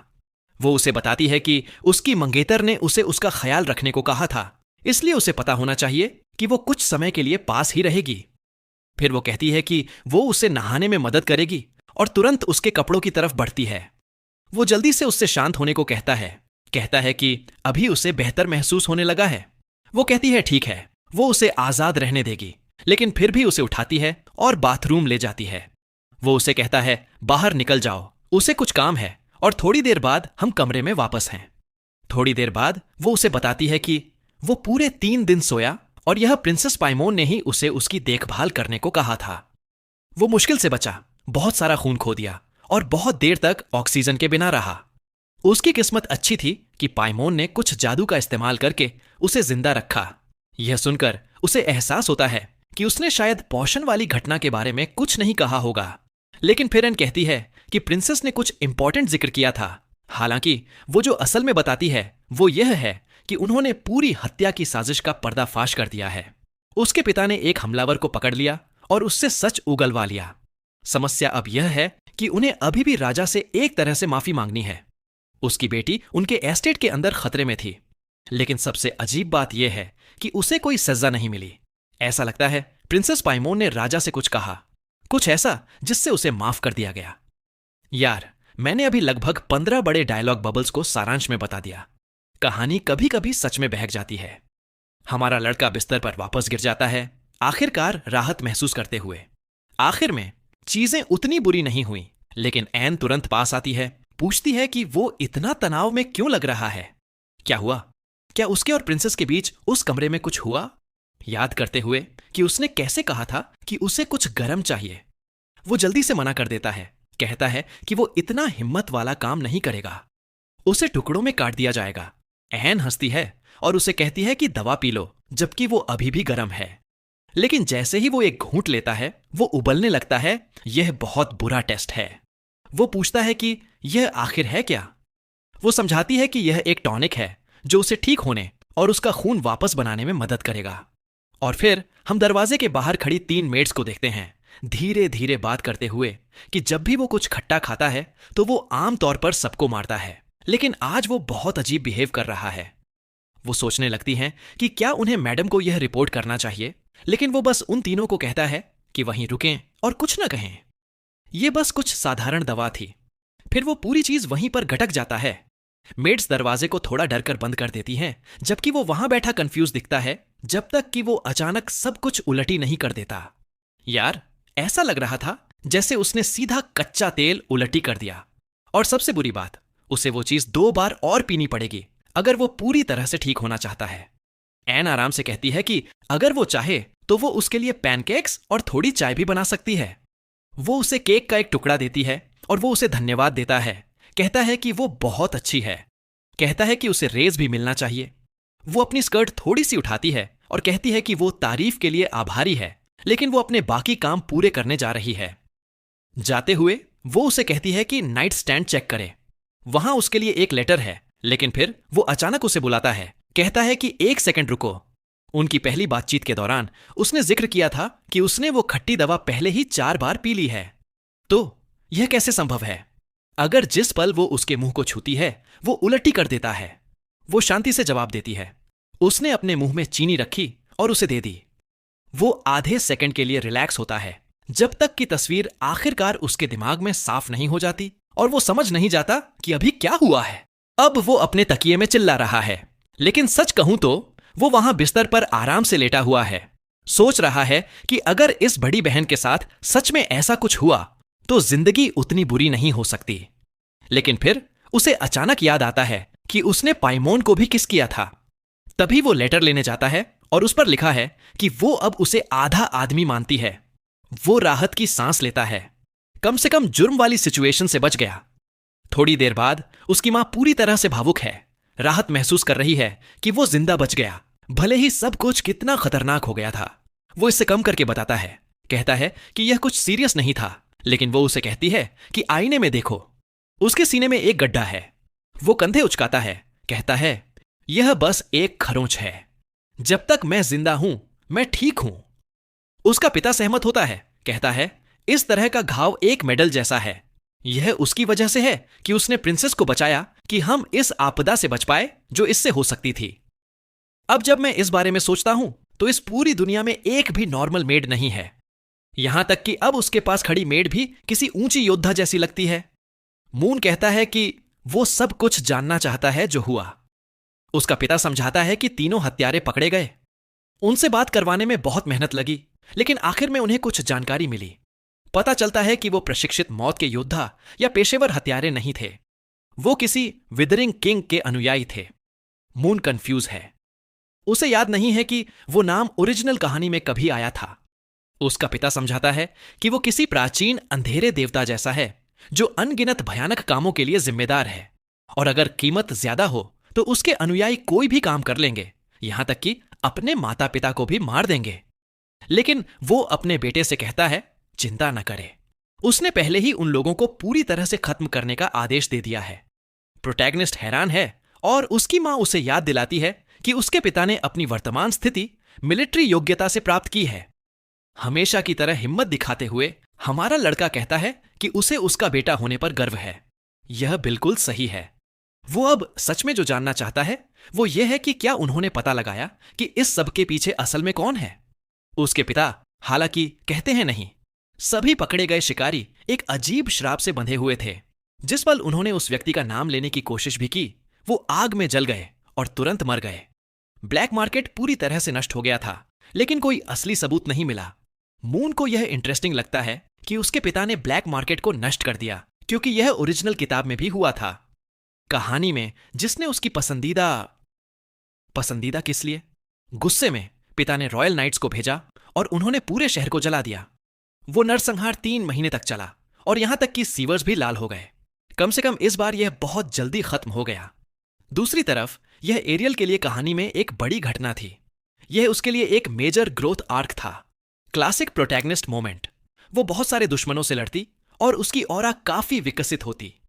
लेकिन अब वो विकास नहीं होगा, और यह सब सिर्फ इसलिए बदल गया क्योंकि उसने मेड को 2 दिन की छुट्टी दे दी। उस रात बाद में ऐसा लगता है कि घर में हर कोई उसे बस आराम करने को कहता है, लेकिन उसके पास आराम करने का समय नहीं है, क्योंकि कहानी बस पटरी से उतरती जा रही है। और सबसे बुरी बात यह है कि जितनी ज्यादा चीजें बदलती हैं, उतना ही कम वो उस पर निर्भर रह सकता है जो टेक्निकली ओरिजिनल किताब के आधार पर होना चाहिए। इसलिए उसने एक काफी जटिल प्लान बनाया है। जिंदा रहना, उस भयानक अंत से बचना जहां उसे एक टेबल से बांधा गया है और उसके साथ अत्याचार हो रहा है, मजबूत बनना, और सबसे ऊपर किताब पर विश्वास करना बंद करना। वो वहां बैठा इस पर सोचता है, फिर मानता है, नहीं, इसका कोई मतलब नहीं बनता। उसे बहुत ज्यादा सावधान रहने की जरूरत है। सच यह है कि उसे अभी भी ठीक से नहीं पता कि उसके विजन में वो व्यक्ति कौन था। वो एरियल नहीं लग रही थी और वो सीलिया भी नहीं थी। तो आखिर वो कौन थी? वो बिस्तर पर गिर जाता है, समझते हुए कि ज्यादा सोचने का कोई फायदा नहीं है। अभी के लिए प्राथमिकता मजबूत बनना होना चाहिए। एक ड्यूक के बेटे के रूप में उसके पास शक्ति बनाने के लिए बहुत सारे संसाधन हैं। एक ही समस्या है कि यह सब कुछ बहुत परंपरागत है, और चीजों को और बुरा बनाने के लिए शरीर के ओरिजिनल मालिक ने एक प्रतिष्ठित एकेडमी में पूरा 1 साल बिताया और उसमें से सिर्फ एक कचरा टीयर लाइट स्पेल के साथ निकला। फिर भी वो उस शक्तिशाली आदमी का बेटा है, इसलिए उसके पास कम से कम कुछ तो टैलेंट होना ही चाहिए, है ना? ऐसा नहीं हो सकता कि वो इतना कमजोर हो। लेकिन फिर भी वो जानता है कि वो कभी भी प्रोटैगनिस्ट क्रू के लेवल तक नहीं पहुंच पाएगा। इस दुनिया में उसे देवताओं द्वारा चुने गए लोगों में से एक के रूप में जाना जाता है, किसी भी साधारण व्यक्ति की पहुंच से बिल्कुल बाहर। पी इसका एक बेहतरीन उदाहरण है। उसे एक ठंडी देवी से दिव्य अधिकार प्राप्त हुआ और तब से वो बस लगातार बढ़ रही है। और इस तरह की दिव्य शक्ति ऐसी चीज नहीं है जिसे आप सिर्फ मेहनत से पार कर सकते हैं। और फिर एरियल है, जिसे आखिर में बेहद सुंदर एलिमेंटल स्पिरिट्स का आशीर्वाद मिलता है। सिर्फ एक नहीं, बल्कि 10 से ज्यादा। कितनी दुखद जिंदगी है। हालांकि जो सच में दुखद है वो उसकी स्थिति है। चाहे वो कितनी भी मेहनत करे, वो उस जैसी किसी को कभी नहीं पार कर सकता। लेकिन इसका मतलब यह नहीं है कि वो बस शांत बैठा रहेगा। कम से कम उसे इतना मजबूत होना चाहिए कि वो अपनी रक्षा कर सके, खासकर अगर एरियल कभी उसके पीछे आने का फैसला करती है। अच्छी बात यह है कि ऐसा लगता है कि वो शायद नए टैलेंट्स अनलॉक कर सकता है। एक चुटकी बजाते ही काली किताब प्रकट होती है, लेकिन सीधे उसके प्राइवेट पार्ट्स पर लगती है। वो उस चीज पर चिल्लाता है कि हर बार आकर उसे मारना बंद करो। फिर उसे यह अजीब सीटी की आवाज सुनाई देती है और किताब खुल जाती है और पन्ने पलटने लगती है। अब यह पिछले कुछ दिनों में जो कुछ भी हुआ है उसे दोबारा बता रही है, और वो परेशान है क्योंकि चीज बहुत ज्यादा डिटेल्ड है। जिस तरह से यह लिखा गया है उससे वो किसी शेडी क्रीप जैसा लगता है जो उस बेचारी लड़की के साथ कुछ बुरा करने की कोशिश कर रहा है। तभी वो कुछ अजीब नोटिस करता है। टेक्स्ट में एक शब्द असैसिन लाल रंग में चमक रहा है। अचानक एक अजीब ऊर्जा उसे घेर लेती है और वो किताब पर चिल्लाता है कि अगली बार चेतावनी दे। अब वो खुद को एक नए कमरे में पाता है। वो इधर उधर देखता है और जल्दी से समझ जाता है कि यह पहले वाला डंजियन नहीं है। शायद यह किताब के अंदर एक और जगह है। लेकिन इससे पहले कि वो सच में कुछ समझ पाए, कोई पीछे से आता है। वो मुड़ता है और वो फिर से वही है, वही लड़की जिसने पहले ही उसकी गर्दन पर वार किया था। बूम! रिएक्ट करने का समय नहीं, लाइट्स आउट। वो फिर से बिस्तर में जागता है। बेचारे को 1 सेकंड भी नहीं मिला समझने का कि अभी क्या हुआ। एक ही वार में गिर गया। किताब फिर से हिलने लगती है और जब वो देखता है तो यह दिखाता है कि उसकी खंजर युद्ध की कुशलता अब 1% पर है और उसका शैडो स्टेप 0.5% पर है। आखिरकार उसने इस बिगड़ी हुई दुनिया में अपनी असली युद्ध क्षमताओं की खोज कर ली है और वो जोश में है। कहता है कि उससे यकीन है कि उसका यह हैक सीरियसली ओवरपावर्ड होगा। उस रात बाद में वो बिस्तर में लेटा हुआ बड़बड़ा रहा है कि वो मुश्किल से बचा। वो अनुसार वहां सिर्फ 3 सेकंड्स तक टिका। वो चेक करने का फैसला करता है कि क्या उसकी कुशलता बढ़ी है, और हां, उसने दोनों में 8% हासिल किया। अब वो समझता है कि उसकी स्किल्स सच में ब्रोकन हैं। कोई भी क्षमता शायद उन दुश्मनों से जिन्हें वो हराता है किताब में रिकॉर्ड हो जाती है और वो उसे सीख सकता है, या शायद यह सिर्फ वो स्किल्स हैं जो वो देखता है। पता नहीं। अगर यह देखने पर आधारित होता तो उसे पहले ही उस लड़की से वो आइस क्षमता सीख लेनी चाहिए थी, लेकिन शायद नहीं, क्योंकि वो एक देवी से आई थी। जो वो जानता है वो यह है कि वो अभी किसी बहुत बड़ी स्किल के बारे में सोच रहा है, और वो एक मजबूत स्किल है। वो पूरी तरह से एक्साइटेड है, बड़बड़ाते हुए कि यह बस समय की बात है जब तक कि वो शक्ति और वो खंजर क्षमताएं सब उसकी नहीं हो जाती। उसे ठीक से नहीं पता कि कुशलता तेजी से कैसे हासिल करें, लेकिन वो जल्द ही पता लगाने वाला है। किताब सीधे उसके चेहरे पर लगती है और फिर बूम, उसे सर पर एक लात पड़ती है, सीने पर वार होता है और आखिर में टुकड़े टुकड़े हो जाता है। इस बीच उसके कमरे के बाहर एन दरवाजे पर दस्तक देती है और उसे बुलाती है। जब वो अंदर आती है तो वो उसे कंबल के नीचे देखती है और थोड़ी कंफ्यूज लगती है। यह देखकर वो हंसती है और कहती है, यह अजीब है। वो अभी भी उसी तरह सोता है जैसे वो बचपन में सोता था। कितना क्यूट छोटा बच्चा है। वो एक गर्मी बनाए रखने वाला स्पेल इस्तेमाल करती है और कहती है कि वो उसे अभी नहीं जगाएगी। वो एन बस उस प्लॉट ट्विस्ट का इंतजार कर रही है जहां वो पूरी तरह से एक राक्षस बन जाती है, क्योंकि उस मीठी मुस्कान का सच होना नामुमकिन है। जैसे ही वो दरवाजा बंद करती है, वो कंबल के नीचे से निकलता है, बड़बड़ाते हुए कि उस श्रापित किताब ने उसे सीधे ग्रोइन में मारा, या शायद उसे बस कुछ सस्ते ट्रिक्स से मारा जा रहा है। किसी भी तरह वो उस सपने में वापस जाने के लिए दृढ़ है, जब तक कि वो आखिरकार उसे हरा नहीं देता। सूरज उगता है और उस समय तक उसने पहले ही 135 बार कोशिश कर ली थी। यह कुछ नेक्स्ट लेवल की मानसिक सहनशीलता है। वो हर कोशिश में मरता है, लेकिन अब वो 30 सेकंड्स तक टिक रहा है। उसे थकान की एक लहर आती है, अपनी चाय से टकराता है, उसे गिरा देता है और फर्श पर गिर जाता है, पूरी तरह से थका हुआ। लेकिन आखिरकार उसने मजबूत बनने का एक तरीका ढूंढ लिया था। एक ही समस्या, उस भ्रम में मरने का दर्द बहुत असली लगता है। उसने सोचा था कि वो सिस्टम को धोखा दे सकता है। जिस पल वो मरता, वो बस दोबारा प्रवेश कर सकता था और डर को अनदेखा कर सकता था, लेकिन नहीं, वो असंभव था। और अब पूरी रात की मेहनत के बाद उस सारी ग्राइंडिंग के परिणाम देखने का समय आ गया है। उसकी खंजर तकनीक लेवल 2 तक पहुंच गई थी और शैडो स्टेप 11% पर था। जरूर यह अभी भी हत्यारे के लेवल के पास नहीं था, लेकिन बस यह जानना कि वो इस तरह से विकसित हो सकता है पहले ही एक बहुत बड़ी बात थी। वो इससे टेस्ट करने के लिए एक्साइटेड है, इसलिए वो शैडो स्टेप एक्टिवेट करता है और कमरे में तेजी से दौड़ता है। लड़का लगभग धुएं के निशान छोड़ रहा है, पूरी तरह से जोश में है, जब तक कि वो अचानक दर्द से कराह नहीं उठता। पता चलता है कि उसका पैर जल गया था। अब वो सोच रहा है कि पाइमोन पर हमला करने वाली उस हत्यारा लड़की ने इसका इस्तेमाल बिना हिचकिचाए कैसे किया। और फिर उसे समझ में आता है, जरूर ये तकनीकें उस जैसे किसी के लिए बहुत एडवांस्ड हैं, सिर्फ एक टियर 1 फाइटर। एकेडमी में वापस उसने सीखा था कि इस तरह की तकनीकों को संभालने के लिए आपको अपने शरीर में की को चैनल करना पड़ता है ताकि उसे मजबूत किया जा सके और रिकॉइल को कम किया जा सके। लेकिन यह कुछ ऐसा है जो सिर्फ लेवल 2 के योद्धा ही कर सकते हैं। तो अभी के लिए प्लान एक सही शिक्षक ढूंढना है, हो सके तो एक हॉट वाला। जरूर वो पहले ही एकेडमी से सेंट मारिया के बारे में सपने देख रहा है। एक ही मुद्दा यह है कि जबकि वो बहुत सारे शक्तिशाली मेजेस को जानता है, वो उतने मजबूत योद्धाओं को नहीं जानता। ऐसा इसीलिए है क्योंकि इस दुनिया में जादू इतना ज्यादा ब्रोकन है कि कोई भी मार्शल आर्ट्स पर ध्यान ही नहीं देता। मुक्के और लात की ट्रेनिंग क्यों करें जब आपको चेहरे पर एक आग का गोला खाना पड़े। फिर उसे समझ में आता है, एक योद्धा है, शायद पूरी कहानी में सबसे शक्तिशाली, या बल्कि शायद नहीं, निश्चित रूप से वो उसके पिता होंगे। उसने यह कैसे भूल गया कि फाइनल बॉस उसी घर में रहता है। पिछले 100 सालों में किसी भी योद्धा ने दुनिया पर उससे ज्यादा प्रभाव नहीं डाला है। 15 साल की उम्र में वो पहले ही एक रॉयल गार्ड था। 20 में उसने विद्रोही सेनाओं को कुचल दिया। 27 तक वो साम्राज्य का मार्शल बन गया। 32 में उसने लायन हार्ट किंग का खिताब प्राप्त किया। वो कभी कोई लड़ाई नहीं हारा है। यह आदमी असली माल है। हमारा लड़का अब सोच रहा है कि मून सच में उस दुखद अंत का हकदार था जो उसे मिला।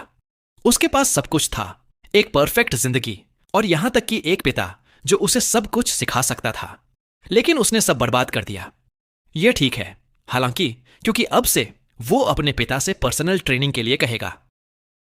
आप सोचेंगे कि अगली लाइन में पिता मना कर देंगे, लेकिन नहीं, यह असल में एन है जो फिर से दस्तक दे रही है।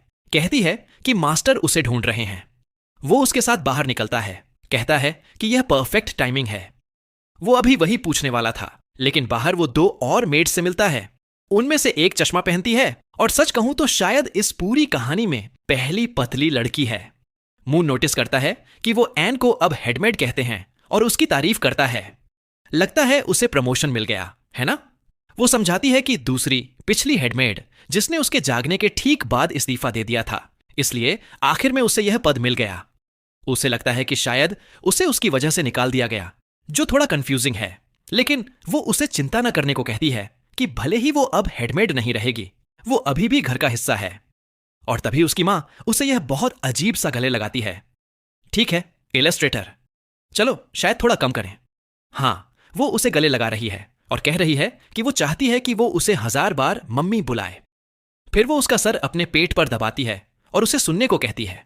पता चलता है हां, वो प्रेग्नेंट है, जिसका मतलब है कि उसे एक छोटा भाई या बहन मिलने वाला है। ठीक तभी पिता अंदर आते हैं, उसे आराम करने को कहते हैं। लड़का अभी अभी ठीक होकर बिस्तर से उठा है, इसलिए शायद ज्यादा एक्साइटेड ना हो।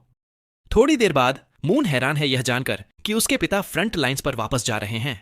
साथ ही क्या हम उसके पिता के पास खड़ी मेड के बारे में बात कर सकते हैं? वो बहुत बड़ी है। साफ है ड्यूक ने ही इन सभी औरतों को हायर किया था, और हम पहले ही बता सकते हैं कि इस आदमी का टेस्ट कैसा है। बेहतरीन, मैं कहूंगा। वो कहता है कि इस दोपहर वो फ्रंट पर वापस जा रहा है और कम से कम 1 महीने के लिए चला जाएगा। उस दौरान मून को कैपिटल में रहना होगा। वो मिस फे की तरफ मुड़ता है और कहता है कि वो सबका ख्याल रखने के लिए उस पर भरोसा कर रहा है। मून हालांकि उसे कहता है कि उसे नहीं जाना चाहिए। साम्राज्य में और भी जनरल्स हैं और इसके अलावा वो एक ड्यूक है, लेकिन उसके पिता समझाते हैं कि बदकिस्मती से लगभग 1 दशक की शांति के बाद चीजें अचानक से जरूरी हो गई हैं। सीमाओं के पास एबिसल डीमंस के संकेत हैं, लेकिन मून जानता है कि यह असल में क्या है। एक ध्यान भटकाने वाला जिसका उद्देश्य मानव सेनाओं को विभाजित करना है। असली आक्रमण 3 साल बाद तक नहीं होता, जब एरियल आखिरकार बचाने वाले के रूप में उभरती है। समस्या यह है कि भले ही उसके पिता ने 1 महीना कहा, वो शायद 3 साल के लिए चला जाएगा, जिसका मतलब है कि मून का उससे तलवारबाजी सीखने का प्लान पूरी तरह से बर्बाद हो गया है। एक ग्रिफिन और गाड़ी आती है और उसके पिता हाथ हिलाकर अलविदा कहते हैं। अपनी पत्नी से कहते हैं कि रोए नहीं, वो जल्द ही वापस आएगा। वो मून को बुलाता है और कहता है कि वो प्रभावित हुआ जब उसने एम्प्रेस को बचाने के लिए अपनी जान जोखिम में डाली। वो एक सच्चे नाइट की हिम्मत थी, वो बहादुरी जो कैंपबेल खून में दौड़ती है। वो उसे उनके परिवार के प्रतीक की याद दिलाता है। तलवार शक्ति का प्रतीक है और वो साम्राज्य की तलवार हैं। ड्रैगन उस दुश्मन का प्रतीक है जिसे उन्हें हराना है। दूसरे शब्दों में वो पूरे क्षेत्र के हथियार हैं। किसी न किसी समय परिवार के हर आदमी को युद्ध के मैदान में कदम रखना पड़ता है। उसे नहीं पता कि मून उस रास्ते पर चलेगा या नहीं, लेकिन इससे कोई फर्क नहीं पड़ता। जो अब मायने रखता है वो ये है कि वो एक असली आदमी बन गया है, और इस वजह से उसके पिता वादा करते हैं कि वो हर वो संसाधन इन्वेस्ट करेंगे जो उनके पास उनकी जवानी में नहीं था, ताकि मून और भी मजबूत बन सके। मून बस कुछ पल के लिए शांत खड़ा रहता है और फिर उसके पिता कहते हैं कि अब कुछ सीरियस बात करने का समय है। वो जानना चाहता है कि मून असल में एन के बारे में क्या सोचता है। अचानक से पूछे जाने पर मून कहता है कि वो अच्छी है, लेकिन यह बात क्यों उठाई? उसके पिता समझाते हैं कि उसने उस लड़की को बढ़ते हुए देखा है। वो एक अच्छे परिवार से आती है, वो स्मार्ट है, और सबसे महत्वपूर्ण, वो उसे सिर्फ अपने मालिक से ज्यादा मानती है। अगर मून उसे खोना नहीं चाहता तो बेहतर होगा कि वो जल्द ही इस बारे में कुछ करे। अब मून वहां पूरी तरह से हैरान खड़ा है। उसके पिता आखिर कह क्या रहे हैं? ड्यूक सीधे बात करने का फैसला करता है। परिवार को और वारिस चाहिए। उसकी पत्नी अभी अभी उनका दूसरा बच्चा पैदा कर रही है, और उसके फ्रंट लाइंस पर वापस जाने के साथ और बच्चे पैदा करने का समय नहीं होगा। मून घबराते हुए जिक्र करता है कि वो टेक्निकली पाइमोन से सगाई कर चुका है। उसके पिता इससे टाल देते हैं, कहते हैं कि यह बस पॉलिटिकल है। भले ही वो आखिर में शादी कर लें, वो मुख्य पत्नी होगी और एन दूसरी हो सकती है। फिर उसके पिता का चेहरा गंभीर हो जाता है। वो आखिरी फैसला सुनाता है। 3 साल में जब वो वापस आएगा मुंह के पास एक बच्चा होना चाहिए। बस यही प्लान है। किस तरह का क्रूर पिता एन को इस तरह उसके ऊपर फेंक देता है। मैं उस स्थिति में नहीं रहना चाहूंगा। ईमानदारी से यह एक साफ इनकार है। जैसे ही पिता जाते हैं, एन कमरे में आती है और कहती है कि उसने अपना नाम सुना। वो जानना चाहती है कि क्या उसे उससे कुछ चाहिए। सच कहूं, मुझे लगा मून सवाल टाल देगा, लेकिन नहीं। वो सीधे पॉइंट पर जाता है और कहता है कि उन्हें एक बच्चा पैदा करना है, क्योंकि उसके पिता ने अभी यही करने को कहा है। लेकिन वो सोचता है कि यह बस एक मजाक है, इसलिए उसे इससे सीरियसली लेने की जरूरत नहीं है। उसका काम एक मेड होना है और भविष्य में वो दोनों अपने अपने रास्ते चले जाएंगे। फिर अचानक से वो कहने लगता है कि वो एक परफेक्ट औरत है और उसे यकीन है कि उसे एक दिन एक शानदार लड़का मिल जाएगा, और अगर वो कभी किसी से मिलती है तो उसे बस उसे खुद आकर बताना है। वो उसे जाने का आशीर्वाद देगा, और फिर पूरे विश्वास के साथ वो उसके कंधे पर हाथ रखता है और उसे कहता है कि हिम्मत रखो और अपनी खुशी ढूंढो। इस बीच वो खुशी महसूस करते हुए चला जाता है, सोचता है कि उसने अभी एक परफेक्ट मूव किया है। लेकिन क्या वो असल में उसमें इंटरेस्टेड है? लगता है वो है ना? लेकिन जैसा कि हमने उम्मीद की थी, हाँ, ये उसे बिल्कुल भी ठीक नहीं लगा। वो सच में गुस्से से कांप रही है, दांत पीसते हुए धीरे धीरे कह रही है कि वो सच में बदल गया है। वो और इंतजार नहीं कर सकती। ये आज रात ही करना पड़ेगा। और हम यहां हैं आज रात। हमारा लड़का वहां लेटा हुआ सोच रहा है कि कुछ भी उसके प्लान के अनुसार नहीं हो रहा है। उसने सोचा था कि वो मजबूत बनने के लिए अपने पिता से मदद लेगा, लेकिन अब वो आदमी चला गया है, इसलिए अब उसे यह अकेले ही करना है। अभी के लिए वो एकेडमी से बच रहा है, क्योंकि वहां के आधे लोग सर्वशक्तिमान प्रोटैगनिस्ट के करीब हैं, और इससे उसकी स्थिति और भी खराब हो जाएगी। उसे पहले बेसिक्स में महारत हासिल करनी है। सिर्फ उसके बाद ही वो दुनिया में निकल सकता है। वो एक और किताब बंद करता है, अंधेरी किताब पकड़ता है, और जब वो उसे खोलता है तो उसके पास उन सभी चीजों का रिकॉर्ड होता है जो उसने दूसरों में पढ़ी थी। असल में उसे सिर्फ कवर देखना है और कुछ पन्ने पलटने हैं कंटेंट सीखने के लिए। यह छोटी सी किताब तेजी से लेवल अप करने के लिए परफेक्ट है। बुरी बात यह है कि ठीक उसी पल एन बिल्कुल मासूम एक्ट करते हुए अंदर आती है। क्या पढ़ रहे हो? वो उसे टाल देता है और पूछता है कि क्या वो उसके लिए कुछ खाने को लाई है। वो कहती है हां। वो उसे कहता है कि उस पर आराम से पेश आए, लेकिन वो बस जवाब देती है कि यह उसके कर्तव्यों का हिस्सा है। वो विंटेज वाइन लाई है। साल में सिर्फ 100 बॉटल्स बनती हैं और इसकी कीमत 200,000 कॉइन्स से ज्यादा है। लेकिन वो कहता है कि उसका मूड नहीं है। वो अभी भी पढ़ रहा है, ध्यान नहीं भटकाना चाहता, लेकिन बॉटल पहले ही उसके पकड़ में टूट रही है और वो उससे पूछती है कि वो क्या पीना चाहेगा। वो कहता है कॉफी, ताकि वो जागा रहे और ध्यान लगा सके, लेकिन वो जवाब देती है कि उनके पास सिर्फ वाइन या ब्लैक टी है। अजीब, यह कुछ जाना पहचाना सा लगता है। वो रुकता है, सोचता है, रुको, यह पहचाना हुआ सा लगता है। वो कप देती है, माफी मांगती है, कहती है कि कॉफी बीन्स चूहे खा गए, इसलिए वो कल ताजे ले आएगी। हे भगवान, यह बेवकूफ कप को देखता तक नहीं। वो उसे पीता है, झटका लगता है, कप फर्श पर गिर जाता है और उसकी नजर धुंधली हो जाती है। वो गिरने लगता है, पूछता है कि उसने उसे धोखा क्यों दिया, लेकिन वो उसे नरमी से पकड़ती है, कहती है कि वो ऐसा कभी नहीं करेगी। वो उसे कहती है शांति से सो जाओ। वो कहती है कि उसका दिल टूट गया है। वो उससे बहुत प्यार करती है, तो वो ऐसा कैसे कह सकता है? वो बहुत बदल गया है और अब उसे उसके प्यार से शुद्ध होने की जरूरत है। बेहतर होगा कि वो इसे स्वीकार करे, क्योंकि वो हमेशा के लिए साथ रहने वाले हैं, जब तक कि दुनिया खत्म न हो जाए। वो अपनी आंखें खोलता है और वो कहां है? आप पहले ही जानते हैं। हाथ पैर एक बोर्ड से बंधे हुए, प्रोफेसी वाली लड़की ठीक उसके सामने खड़ी है। ये प्रोफेसी का श्राप, कसम से। वो पहले ही अपनी यूनिफॉर्म उतार रही है, कहती है कि वो ब्लैक मार्केट वाला आदमी कभी फेल नहीं होता। वो पूछने की कोशिश करता है कि वो क्या कर रही है, लेकिन वो तुरंत जवाब देती है कि उसे ठीक से पता है कि वो क्या कर रही है। फिर वो कहती है कि 10 साल पहले जब वो सिर्फ 8 साल का था, वो उसके पास खड़ी थी। उस पल से उसका अस्तित्व उसके लिए रहा है। बदले में उसका अस्तित्व अब उसके लिए है, और अब उसे ठीक करना है, उसे सही रास्ते पर वापस लाना है। मून कहता है कि उसे कोई अंदाजा नहीं है कि वो किस बारे में बात कर रही है। उसे जाने देने को कहता है, लेकिन वो बस उसे चुप करा देती है। कुछ मत कहो, मैं आज रात सब कुछ संभाल लूंगी, सर से पांव तक, अंदर और बाहर। उसका शरीर, उसकी आत्मा, हर गंध, हर बाल, खून की हर बूंद, सब कुछ उसका होगा। खैर, कम से कम उसे अपने पिता को इम्प्रेस करने की चिंता नहीं करनी पड़ेगी। वो जरूर उसका ख्याल रख रही है। सच कहूं, मुझे किसी तरह के ट्विस्ट की उम्मीद थी। कोई अंदर घुस रहा है, सीन रोक रहा है, लेकिन नहीं। हमारा लड़का अगली सुबह जागता है, आंखें पूरी तरह से थकी हुई, बिल्कुल थका हुआ लग रहा है। ऐसा इतनी बार होता है, होश खो देना, बीच में जागना, फिर से बेहोश हो जाना और एक बार फिर जागना। उसे विश्वास ही नहीं हो रहा था। वही व्यक्ति जिसने ओरिजिनल मून को एक बेकार इंसान बना दिया था, और वही जिसने उसे इस तरह से बांधा था, वो एन थी। वो कहता है कि उसने उसे एक ही वार में गिरा दिया, और भले ही वो मानसिक रूप से तैयार था, फिर भी यह बहुत दर्दनाक था। उसने उससे इस पागलपन को रोकने की भीख मांगी, उसे उन हथकड़ियों से बाहर निकलने और भागने का मौका देने के लिए। लेकिन उसने कहा, कोई चांस नहीं। उसने जितने साल इंतजार में बिताए, उसके मुकाबले यह दर्द कुछ भी नहीं था। प्रिय भगवान, ठीक है लेखक, अपने आप पर ध्यान दो। आप सच में सीमा लांघ रहे हैं। मुझे यह भी नहीं पता कि इस पागलपन पर कैसे कमेंट करूं।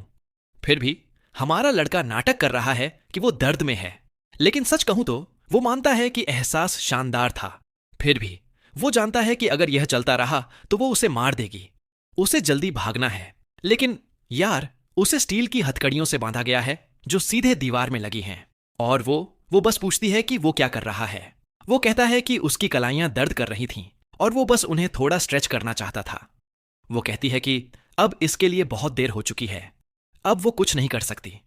वो कहती है कि वो उसे बहुत याद करेगी, लेकिन बदकिस्मती से उसे हवेली के आसपास के काम भी संभालने हैं, वरना लोगों को कुछ शक होने लगेगा।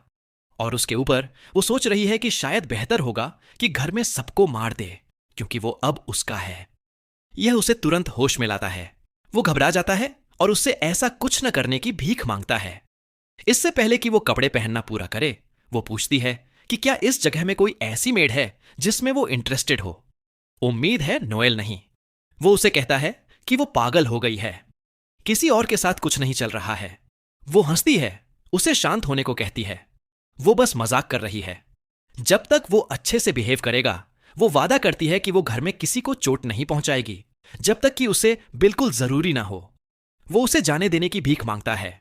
ऐसा नहीं हो सकता कि वो उसे हमेशा के लिए यहां बंद रखने का प्लान कर रही है। अचानक जादुई हथकड़ियां उसकी चुटकी बजाते ही खुल जाती हैं। वो बस उसे कहती है कि कोई बेवकूफी भरी कोशिश न करे। इस कमरे का कोर एक बंद जगह है जिसे किसी अनजान टावर के स्टील से मजबूत किया गया है। अनुवाद, बाहर निकलना लगभग असंभव है। वो पूछता है कि क्या किसी को शक नहीं होगा, लेकिन वो कहती है, चिंता न करो। उसने सबको बताया कि अपने पिता की मजबूत बनने की स्पीच सुनने के बाद मून ने एकेडमी वापस जाने का फैसला किया, इसलिए कुछ समय के लिए उसके गायब होने पर कोई सवाल नहीं उठाएगा। और वो उसे विश्वास दिलाती है कि उसे किसी चीज की चिंता करने की जरूरत नहीं है। वो उसे दिन में 3 बार खाना लाएगी, जैसे वो हमेशा लाती थी। साफ है, उसे उस पर भरोसा करना चाहिए। वो यह सालों से कर रही है। और फिर वहम, वो एक साफ वार करती है। लड़का दर्द से तड़प रहा है। सच कहूं, इस मेड ने अब हद पार कर दी है। यह कहना मुश्किल है कि क्या कोई इस लेवल के पागलपन के लिए अपनी मर्जी से तैयार होगा। वो हाथ हिलाकर अलविदा कहती है। वो उसके लिए चिल्लाता है, लेकिन दरवाजा जोर से बंद हो जाता है।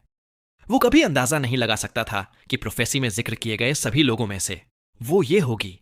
और हर बार जब वो सिचुएशन के बारे में बुरा भला कहता है, अगला जो वो कहता है वो हमेशा ये होता है कि यह कितना अच्छा लगा। इतना तो वो इनकार नहीं कर सकता। समस्या यह है कि वो जानता है कि अगर यह चलता रहा तो वो जिंदा नहीं बचेगा। भले ही उसने किसी तरह की जादुई सीलिंग का जिक्र किया, वो दरवाजा ट्राई करने का फैसला करता है।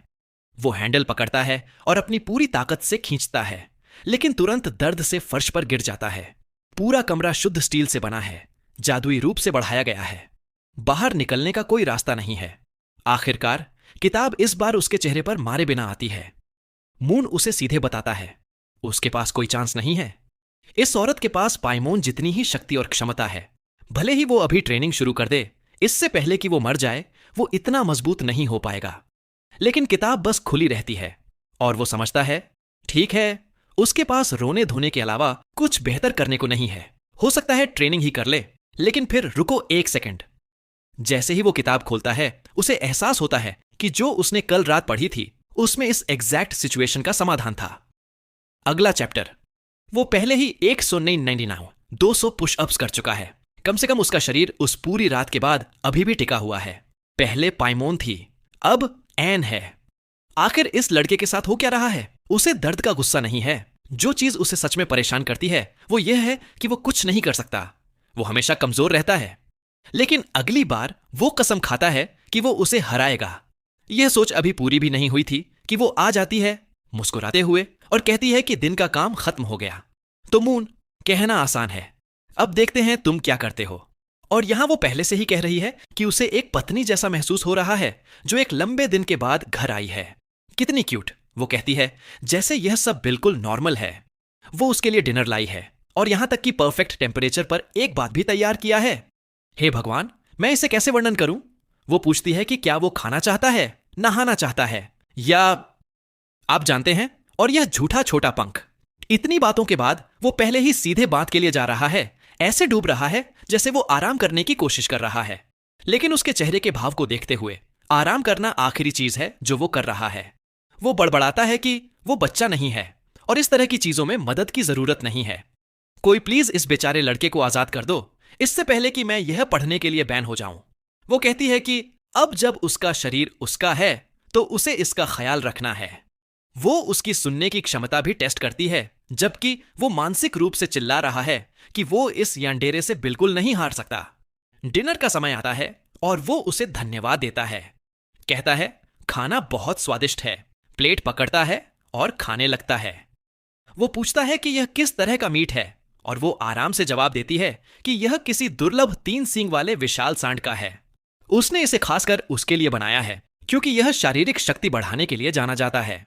वो उसे कहता है कि उसे यह फिर कभी सर्व न करे, लेकिन वो बस मुस्कुराती है और कहती है कि वो इसे पहले ही दर्जनों बार खा चुका है। वो उसे चोरी चोरी खिला रही थी। वो खड़ा हो जाता है। वो कहता है कि वो इससे थक गया है। उसे बंद रखा जा रहा है। सूरज की रोशनी तक देखने नहीं दी जा रही है और अब वो उसे यह सब अजीब चीजें खिला रही है। अगर वो उसे अभी बाहर नहीं निकलती तो वो फिर से नीचे गिर जाता है, बेहोश हो जाता है। बेचारा। आप क्या कर सकते हैं? एक बार फिर खाना श्रापित था। वो यहां तक कि धीरे धीरे कहती है कि इसका आनंद लो क्योंकि रात लंबी होने वाली है। जब वो अपनी आंखें दोबारा खोलता है तो साफ है कि लड़का बर्बाद हो चुका है। वो पिछली रात के लिए माफी मांगती है, कहती है कि वो डर गई थी कि वो जिंदा नहीं बचेगा, इसलिए उसने इस बार उस पर आराम से पेश आई। हां, इस राक्षस जैसी लड़के का कोई चांस नहीं था। उसने कहा था कि वो डोमिनेट करेगा या जो भी। वो फिर से हार गया। वो उससे बात करने की कोशिश करती है, लेकिन वो उसे पूरी तरह से इग्नोर कर देता है। इसलिए वो कहती है कि क्योंकि वो 2 दिन से एक अच्छा लड़का बना हुआ है, वो उसकी एक इच्छा पूरी करेगी। वो तुरंत आजादी मांगता है। वो कहती है कि यह असंभव है। वो नए कपड़े मांगता है। वो कहती है कि यह भी असंभव है। वो उसे ऐसे देखता है जैसे, यह कैसी इच्छा है अगर मैं कुछ भी नहीं मांग सकता। वो समझाती है कि अभी वो जो सबसे ऊंची लेवल की इच्छा कर सकता है वो कुछ ऐसा है जैसे यह चुनना कि वो कल कब खाना चाहता है। और सुनो, जिस साइट पर मैं यह पढ़ रहा हूं वहां कमेंट्स में लोग कह रहे हैं कि प्रोटैगनिस्ट बहुत ज्यादा दुख झेल रहा है और वो उसके साथ जगह बदलने के लिए तैयार हैं, बस उस बेचारे लड़के से थोड़ी गर्मी कम करने के लिए। तो वो आह भरता है और मानता है, हां, क्या खाना है यह चुनना कुछ न होने से बेहतर है। वो इस समय के बारे में सोचता है। वो एक खास सीजनल वाइन और कुछ स्पेशल मछली का आनंद लेता था। वो कमेंट करती है कि जिस मछली के बारे में वो बात कर रहा है वो लेक बिपोर से आती है जो बहुत दूर है। वो इसे बढ़ा चढ़ाकर कहता है कि वो पहले एक आजाद रूह था। अब वो यह भी तय नहीं कर सकता कि क्या खाना है, इस तरह से कैद में फंसा हुआ है। अगर उसे लेक बोर से एक छोटी सी मछली भी नहीं मिल सकती तो जिंदगी का क्या मतलब है। वो उसका नाम पुकारती है, लेकिन फिर कहती है ठीक है, वो उसे ला देगी। तुरंत वो उसकी बांह पकड़ता है और उसे पूरी तरह से आभारी होकर धन्यवाद देता है। और यह आदमी अब दिल फेंक रहा है। वो कहता है कि वो दुख में है, लेकिन क्या वो सच में है? वो उसे काम पर एक अच्छे दिन की शुभकामनाएं देता है और उसे कहता है कि वो घर पर उसका इंतजार करेगा। वो वहीं पर शॉर्ट सर्किट हो जाती है, पूरी तरह से घबरा जाती है और फिर अचानक दौड़ती है, उसे किस करती है और वो बस वहां हैरान खड़ा है। मुझे इस पॉइंट पर कुछ भी नहीं पता। क्या वो शगड़ी चेस खेल रहा है, विलेन के दिमाग के साथ खेलने की कोशिश कर रहा है? जाते हुए वो जिक्र करती है कि लेक बोर की यात्रा कल दोपहर तक चलेगी, इसीलिए बेहतर होगा कि वो कुछ आराम कर ले। और एक बार जब वो बाहर होती है तो वो साफ तौर पर खुद को रोक रही है, बड़बड़ाते हुए कि वो लगभग खुद पर काबू नहीं रख पाई। यंग मास्टर सच में दुनिया की सबसे प्यारी चीज है और वो मछली लाने का इंतजार नहीं कर सकती, बस उसे और बिगाड़ने के लिए। जबकि वो सोच रहा है कि शायद, बस शायद, उसे आखिरकार एक पल की शांति और पूरी रात की नींद मिलेगी, वो समझता है कि इसका मतलब है कि अब उसका पसंदीदा खजाना, किताब, निकालने का समय आ गया है। उन सिमुलेटेड ट्रेनिंग स्पेसेस में थोड़ा और ग्राइंड करना है। ऐसा लगता है कि वो स्पेस ऑन ऑफ 1000 लॉक्स नाम के एक सिमुलेशन में प्रवेश करने के लिए कह रहा है, जो उसने अपनी जादुई मोहरों को तोड़ने की क्षमता को लेवल अप करने के लिए पढ़ी थी। इस बीच कहीं बारिश और तूफान के नीचे कोई एक लड़की को चेतावनी दे रहा है कि लेक बॉर अभी बहुत खतरनाक है, उसे पीछे हट जाना चाहिए। जैसे ही वो व्यक्ति उसका हाथ पकड़ने के लिए हाथ बढ़ाता है, वो एक शक्ति एक्टिवेट करती है और उसके हाथ में चोट पहुंचाती है। कहती है, यंग मास्टर के अलावा कोई और मुझे छूने की अनुमति नहीं है। अगर उसने उसे फिर से रोकने की कोशिश की तो वो उसे मछलियों को खिला देगी। बूढ़ा आदमी बस बड़बड़ाता है कि अगर वो पागल औरत मरना चाहती है तो वो उसे नहीं रोकेगा, लेकिन उसे पता होना चाहिए कि लेक बिपोर का मालिक जाग गया है। गिल्ड देख रहा है और उन्होंने कंफर्म किया है कि यह एक मोनार्क जीव है। एन अपने हाथ उठाती है और कहती है, इससे इस अजीब मौसम का कारण समझ में आता है। बोटमैन बड़बड़ाता है कि बेहतर होगा कि वो उसे 300 कॉइन्स दे। उसे अब अपने घायल हाथ का इलाज करवाना है, लेकिन उससे भी ज्यादा उसे एडवेंचरर्स गिल्ड से पंगा नहीं लेना चाहिए। वो उसे आसानी से जाने नहीं देंगे। उसके पास बस बर्फ में एक बाल्टी भरी कॉइन्स हैं। वो उससे फिर से पूछता है, क्या वो सच में जाना चाहती है? उसे समझना होगा कि यह कितना खतरनाक है। वो नहीं समझ रही है कि मुख्य एडवेंचरर्स गिल्ड से दुश्मनी मोल लेने का क्या मतलब है, लेकिन वो साफ तौर पर कहती है कि उसे कोई परवाह नहीं है। वो उसके लिए कुछ भी नहीं है, वो यह प्यार के लिए कर रही है। फिर हम झील के पास इकट्ठे हुए एडवेंचरर्स के एक ग्रुप को देखते हैं। एक लड़की स्टाफ पकड़े हुए कह रही है कि वो रॉड के साथ कुछ भी नहीं होने दे सकती। इस मिशन के बाद वो आखिरकार कन्फेस करेगी। कोई उस पर चिल्लाता है, एरिका को फोकस करने और सपने देखना बंद करने को कहता है। वो हीलर है, उसे अभी कास्ट करना होगा, वरना वो ज्यादा देर तक नहीं टिक पाएंगे।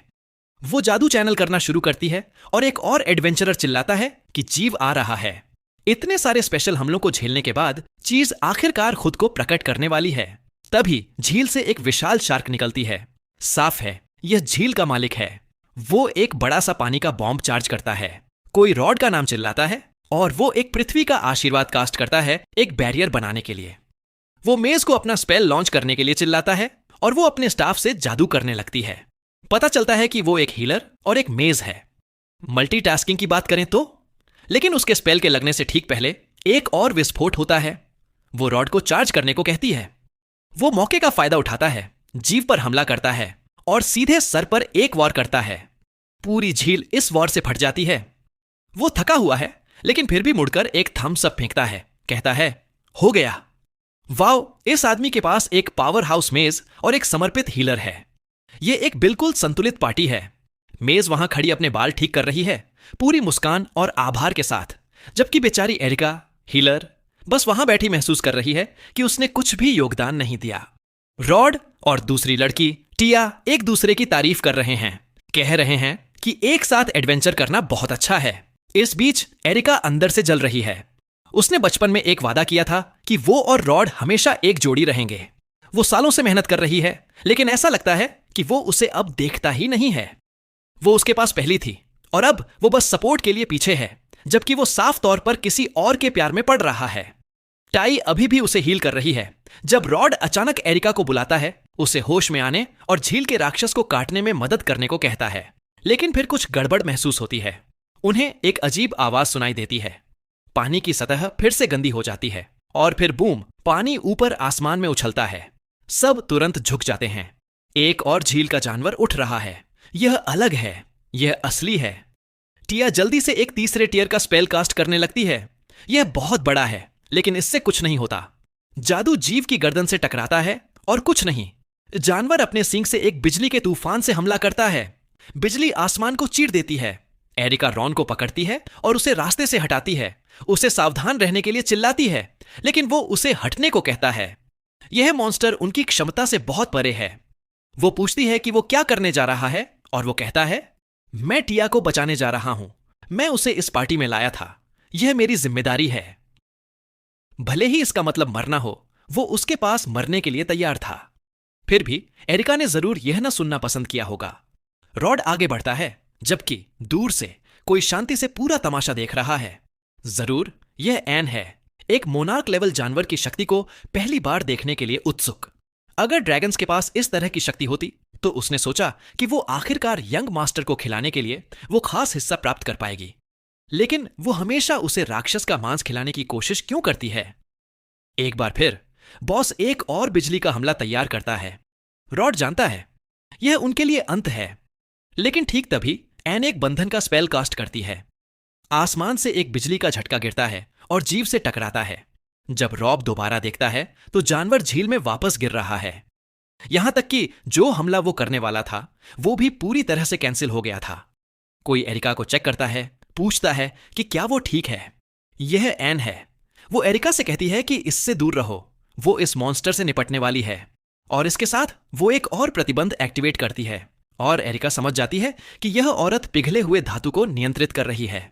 जीव हर दिशा से छिदने लगता है और एन हमेशा की तरह शांत हवा में से एक तलवार बना रही है, जैसे वो जानवर की तरफ तैर रही है, जैसे वो हवा में चल रही हो। कहती है कि मॉन्स्टर उन मछलियों को डराने के लिए भुगतान करेगा जिन्हें वो इतनी दूर से यंग मास्टर के लिए पकड़ने आई थी। उसके प्लान्स के साथ छेड़छाड़ करने की कीमत मौत थी। एक साफ वार। जीव साफ दो टुकड़ों में कट जाता है और गहराइयों में वापस डूब जाता है। रॉड साइड से देखता है, बेहद हैरान। उसे विश्वास नहीं हो रहा कि एक मोनोक्लास जानवर को ऐसे ही खत्म कर दिया गया। हां, हमारे प्यारे प्रोटैगनिस्ट को बहुत काम करना पड़ेगा अगर वो कभी उससे आजाद होना चाहता है। एरिका दौड़ती है, रॉड को चेक कर रही है। वो कहता है कि वो ठीक है, लेकिन टा की हालत अच्छी नहीं है। उसके पास कुछ हीलिंग पोशंस हैं, लेकिन वो काफी नहीं होंगे। तभी वो एरिका से उस औरत से बात करने को कहता है।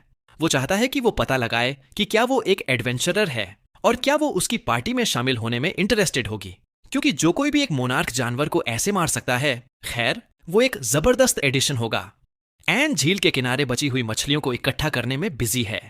एक ही समस्या है कि वो यंग मास्टर से पूछना भूल गई कि उसे असल में कौन सी पसंद है। तभी एरिका पास आती है और उसे बताती है कि जो दो वो पकड़े हुए हैं वो खाने लायक नहीं हैं। एक पकाने पर बहुत बुरी स्मेल देती है और दूसरी बहुत जहरीली है। उसे सामने वाली दो के लिए जाना चाहिए। वो लेक बिपोर की प्रसिद्ध खाने लायक मछलियां हैं। एन उत्सुक होकर पूछती है कि उसे यह कैसे पता। एरिका समझाती है कि वो पास ही रहती थी। बहुत सारे अमीरों को वो मछलियां पसंद हैं, इसलिए वो उन्हें पकड़ती और बेचती है। एन को प्रेप करते हुए 15 मिनट देखने के अंदर ही उसे पहले ही पता चल गया था कि इससे कैसे हैंडल करना है और इसे परफेक्ट कैसे बनाना है। तभी एरिका पूछती है, क्या तुम इतनी दूर से यह मछली किसी ऐसे के लिए लेने आई हो जिसे तुम प्यार करती हो? एन बस शांति से जवाब देती है, हां, जिस व्यक्ति से वो प्यार करती है उसे मछली चाहिए थी, इसलिए वो आई। एरिका जवाब देती है, किसी ऐसे से इतना प्यार करना और उन्हें तुमसे वो प्यार मिलना, वो जरूर बहुत किस्मत वाले होंगे। एन रुकती है, सोचती है कि उसका प्यार कैसे स्वीकार किया जाता है जो अभी एक अंधेरे कमरे में बेहोश लड़के को शामिल करता है, और कहती है, हां, वो बहुत किस्मत वाला है। मुझे यकीन है कि हम मेरे प्यार की गहराई को समझते हैं। वो जाने के लिए मुड़ती है, लेकिन एरिका उसे बुलाती है, कहती है, रुको। वो कहती है, यह प्यार के बारे में है। उसकी एक समस्या है और वो उस जैसी एक परिपक्व महिला की राय चाहती है। एन मछली नीचे रखती है और जवाब देती है कि प्यार उस तरह की समस्या है जहां समाधान हमेशा साफ नहीं होता। लेकिन क्योंकि एरिका ने उसे मछली की सिचुएशन समझने में मदद की, वो कुछ सलाह देकर इस एहसान को चुकाने की कोशिश करेगी। एरिका क्लासिक लाइन से शुरू करती है, तो मेरी दोस्त, वो बहुत समय से किसी को पसंद करती है, लेकिन उसे नहीं पता कि वो व्यक्ति वैसा ही महसूस करता है या नहीं। उसकी दोस्त थोड़ी शर्मीली और थोड़ी भोली है और अब तस्वीर में एक और औरत है, और तब से वो उस नई लड़की के साथ बेहतर बिहेव कर रहा है, इसलिए अब वो हार मानने का सोच रही है। एन ध्यान से सुनती है, फिर पूछती है कि यह दोस्त उस लड़के से कितना प्यार करती है। एरिका तुरंत जवाब देती है, यह मैं नहीं हूं, यह मेरी दोस्त है। लेकिन एन नाटक बंद करवाती है, बस करो, बस कहो। एरिका आखिरकार मान जाती है, हां, यह वो है। वो उसे बचपन से प्यार करती है, 10 साल से ज्यादा। एन उसे सीधे आंखों में देखती है और पूछती है, क्या तुम उसके लिए अपनी जान दे दोगी? और एरिका कहती है, सिर्फ मेरी जान नहीं, मैं उसके लिए कुछ भी करूंगी, भले ही पूरी दुनिया मेरे खिलाफ खड़ी हो जाए। ओह भाई, यह लो, एक और पूरी तरह से पटरी से उतर गई। एन बस सर हिलाती है और कहती है, खैर, लगता है तुम्हारे पास पहले से ही तुम्हारा जवाब है। अगर उसका प्यार सच में इतना गहरा है तो पूछने के लिए कुछ नहीं बचा। उसे अपने दिल की सच्ची आवाज सुननी चाहिए और अपना सब कुछ उसे दे देना चाहिए जिसे वो प्यार करती है। और सबसे महत्वपूर्ण, उसे कोई भी चुनाव करने से पहले सच में सोचना चाहिए, जिसका उसे बाद में पछतावा हो। जैसे ही एन चली जाती है, एरिका वहां गहरे विचारों में खोई हुई रह जाती है, उस पूरी अपने दिल की सुनो स्पीच को दोबारा चला रही है। लेकिन फिर अचानक एक अजीब आग जल उठती है, उसके आसपास नहीं बल्कि उसके अंदर। एक आवाज धीरे धीरे पूछती है, क्या वो सच में सब कुछ छोड़ देगी? क्या वो सच में हार मान लेगी? आवाज उसे कहती है कि नैतिकता, कानून, यहां तक कि अपनी जान को भी छोड़ दो, उसके लिए सब कुछ बलिदान कर दो और किसी और को उसे ले जाने ना दो। यार, ये दुनिया एक टिकिंग टाइम बॉम्ब है। मुझे झांग हा कहानी की चीजें याद हैं जहां लड़कियां पागल थीं, लेकिन यह एक पूरा अलग ही लेवल का पागलपन है। अब वो कांप रही है, बड़बड़ाते हुए कि अगर कोई और रॉड के साथ हो गया तो वो पागल हो जाएगी। आवाज जवाब देती है, आखिरकार तुम समझी, तुम्हें अपनी सबसे गहरी इच्छाओं को अपनाना होगा और उसे अपना बनाना होगा। लेकिन एक शर्त है, रॉड मजबूत है, इसलिए अगर वो यह सुनिश्चित करना चाहती है कि वो सच में उसी का हो तो उसे उसके हाथ तोड़ने होंगे, उसके गले में एक पट्टा लगाना होगा और उसे सिर्फ एक पालतू जानवर बना देना होगा। हाँ, इस दुनिया के राक्षस वो कुछ और ही हैं। इस बीच रॉड टिया के पास बैठा है, लगभग उसके ऊपर एक प्रार्थना कर रहा है। वो एरिका की तरफ मुड़ता है और पूछता है कि क्या वो ठीक है और उस दूसरी औरत के साथ क्या हुआ। वो कहती है कि वो ठीक है, उस औरत ने कुछ नहीं किया, उसे बस थोड़ा समय लगा क्योंकि उसकी माना खत्म हो गई थी। एक ही मुद्दा यह है कि वो एक नोबल परिवार की मेड है, इसलिए वो उनकी पार्टी में शामिल नहीं हो पाएगी। रॉड कहता है कि ठीक है, क्या कर सकते हैं। वो बस उसे व्यक्तिगत रूप से धन्यवाद देना चाहता था। टिया सहमत होती है, अगर वो औरत न होती तो वो सब मर गए होते। लेकिन फिर टिया कहती है कि उसने कुछ अजीब नोटिस किया, एरिका के सीने पर एक अजीब निशान। एरिका जल्दी से उसे ढक लेती है और टाल देती है, कहती है कि यह कुछ नहीं है, शायद पहले के इंपैक्ट से या किसी तरह के जादुई बैकलैश से। वो इसे बाद में चेक करवा लेगी। रॉड टिया को अपनी बाहों में उठाता है और कहता है कि वो सही है, उन्हें आराम करने के लिए कोई जगह ढूंढनी है। वो दोनों बहुत नर्म और फ्लटी हैं, जबकि एरिका बस दूर से देखती है, आंखें अंधेरी। कुछ जरूर ठीक नहीं है। अगली सुबह हमारा बेचारा लड़का एक बर्बाद हालत में जागता है, शायद पूरी रात ट्रेनिंग की, क्योंकि जरूर वो पहले ही वापस आ चुकी है। कहती है कि वो आखिरकार लौट आई। मुझे अब विश्वास हो गया है कि वो क्लासिक थेडी चेस मूव कर रहा है। वो नाटक करता है, कहता है कि उसने उसे बहुत याद किया और उसे यकीन था कि अगर वो उसे दोबारा नहीं देखता तो वो मर जाएगा। वो उसके चेहरे को प्यार से सहलाती है, कहती है कि ऐसा लगता है कि वो आखिरकार उसे अपना शरीर और आत्मा देने के लिए तैयार है। वो माफी मांगती है, बस ये है कि लेक बॉर बहुत दूर था और सबसे ताजी मछली वापस लाने में उम्मीद से ज्यादा समय लग गया। लेकिन यह रही ठीक वही जो उसने मांगा था। और वाव, उसने सच में पूरी मेहनत की है। मछली पर 5 साफ कट, सीधे ओवन में 3 जड़ी बूटियां डाली। प्रेजेंटेशन रिडिकुलस है। वो जोश में है, कहता है कि इसकी स्मेल अमेजिंग है और वो पहले ही इसे ट्राई करने के लिए हाथ बढ़ा रहा है। वो एयरप्लेन की आवाज निकालती है, उसे खिला रही है और वो उसे धन्यवाद देता है। उसे कहता है कि उसे भी ट्राई करना चाहिए, लेकिन वो सर हिलाती है और कहती है, इस बार नहीं, उसने यह वाला खासकर उसके लिए बनाया है।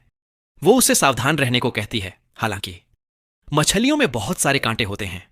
वो हंसता है, कहता है कि वो बच्चा नहीं है, लेकिन जिस पल वो एक बाइट लेता है उसके गले में कुछ अटक जाता है। तुरंत वो पास आती है और कहती है कि वो इसका ख्याल रखेगी। वो घबरा जाता है, कैसे? और वो बिल्कुल सीरियस होकर कहती है कि वो अपने होंठ उसके होंठों पर दबाएगी, अपनी फेफड़ों की क्षमता का इस्तेमाल करके उसे बाहर निकालेगी और इससे उसका सांस का रास्ता साफ हो जाएगा। वो उसे कहता है कि वो बिल्कुल पागल है, इसका कोई मतलब ही नहीं बनता, लेकिन जिंदगी क्रूर है और हमारा लड़का एक दुखद अंजाम भुगतता है। अगला चैप्टर। हां, हम सीधे कैओस में कूद जाते हैं। वो खुशी से कहती है कि समस्या हल हो गई, उसने कांटा निकाल दिया। वो थका हुआ धन्यवाद बड़बड़ाता है और बस फिर से खाने लगता है, बस इसलिए कि वो बात करना बंद कर दे। थोड़ी देर बाद वो अपनी प्लेट खत्म करता है और मानता है कि यह सच में बेहतरीन मछली थी। मैं तुम्हें 25 पैसे दूंगा अगर तुम गैस कर सको कि वो आगे क्या करना चाहती है। लेकिन वो इसे बंद कर देता है। उसे कहता है, अभी नहीं, उसे एक ब्रेक की जरूरत है। तभी वो साइकोलॉजिकल कार्ड्स निकालती है और पूछती है, तो क्या तुम अब मुझसे थक गए हो? लेकिन हमारा लड़का चालाक है। वो कहता है कि विशेषज्ञों के अनुसार खाने के ठीक बाद एक्सरसाइज करना अच्छा नहीं है। यह शरीर के लिए बुरा हो सकता है और अगर उस तरह की स्थिति में एक बच्चा कंसीव हो तो वो शायद स्वस्थ पैदा ना हो और प्रेगनेंसी जटिल हो सकती है। एन जरूर इस सब को इस तरह से समझती है कि वो उसकी गहरी चिंता कर रहा है और वो भावुक हो जाती है। वो कहती है, ठीक है, फिर तुम्हारी बात में दम है। मैं आज रात हमारा छोटा सा काम जारी रखने के लिए वापस आऊंगी। जाने से पहले हालांकि वो आराम से जिक्र करती है कि वो प्रसिद्ध शहर सेविटे से गुजरी, जो अपने कस्टम डिजाइन्ड ऑनआउटफिट्स के लिए जाना जाता है।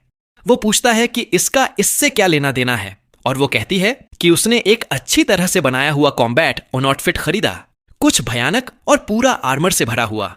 बस उसके चेहरे के भाव से आप पहले ही जानते हैं कि वो क्या सोच रहा है। वो तुरंत कहता है कि उसे इस सब में कोई इंटरेस्ट नहीं है। वो एक ईमानदार आदमी है। लेकिन वो बस मुस्कुराती है और कहती है, मैं बहुत समय से आसपास हूं। मैंने तुम्हारी सारी मैगजीन्स देखी हैं। उसके हमेशा वो काले स्टॉकिंग्स पहनने का कारण वो है और बेचारा हैरान है। उसने हमेशा सोचा था कि यह बस उसका पर्सनल फैशन चॉइस था, लेकिन उसे मानना पड़ेगा, हां, उसने सही पकड़ा। उसे वो पसंद थे। वो हंसती है, उसे प्यारा कहती है, फिर हाथ हिलाकर अलविदा कहती है और उसे एक झपकी लेने को कहती है। ठीक उसी तरह वो चली जाती है और वो अभी भी उस कमरे में फंसा हुआ है। यार, मैं सच में उम्मीद कर रहा हूं कि हमारा प्रोटैगनिस्ट जल्द ही भाग जाए। जरूर सिचुएशन बाहर से उतनी बुरी नहीं लगती, लेकिन चलो, तुम बस हमेशा के लिए एक कमरे में बंद रहोगे? रुको, ये बात वापस लो। बहुत जल्दी बोल दिया। वो पहले ही उठ गया है और दरवाजा खोलने की कोशिश करने के लिए अपनी स्किल एक्टिवेट कर रहा है। और यह बच्चा जीनियस, पता चलता है कि उसने वो मछली का कांटा जानबूझकर मांगा था। वो उसे एक अस्तित्वहीन लॉकपिक की तरह इस्तेमाल कर रहा है। लेकिन जिस पल वो इस पर काम करना शुरू करता है, वो एक जाल ट्रिगर कर देता है। मैकेनिज्म पर 12 कट। वो तुरंत पीछे गिर जाता है, मन ही मन गाली देते हुए कहता है, वो मजाक कर रही होगी। ऐसा नहीं हो सकता कि इस तरह की पागल चीज को हाथ से खोला जा सके।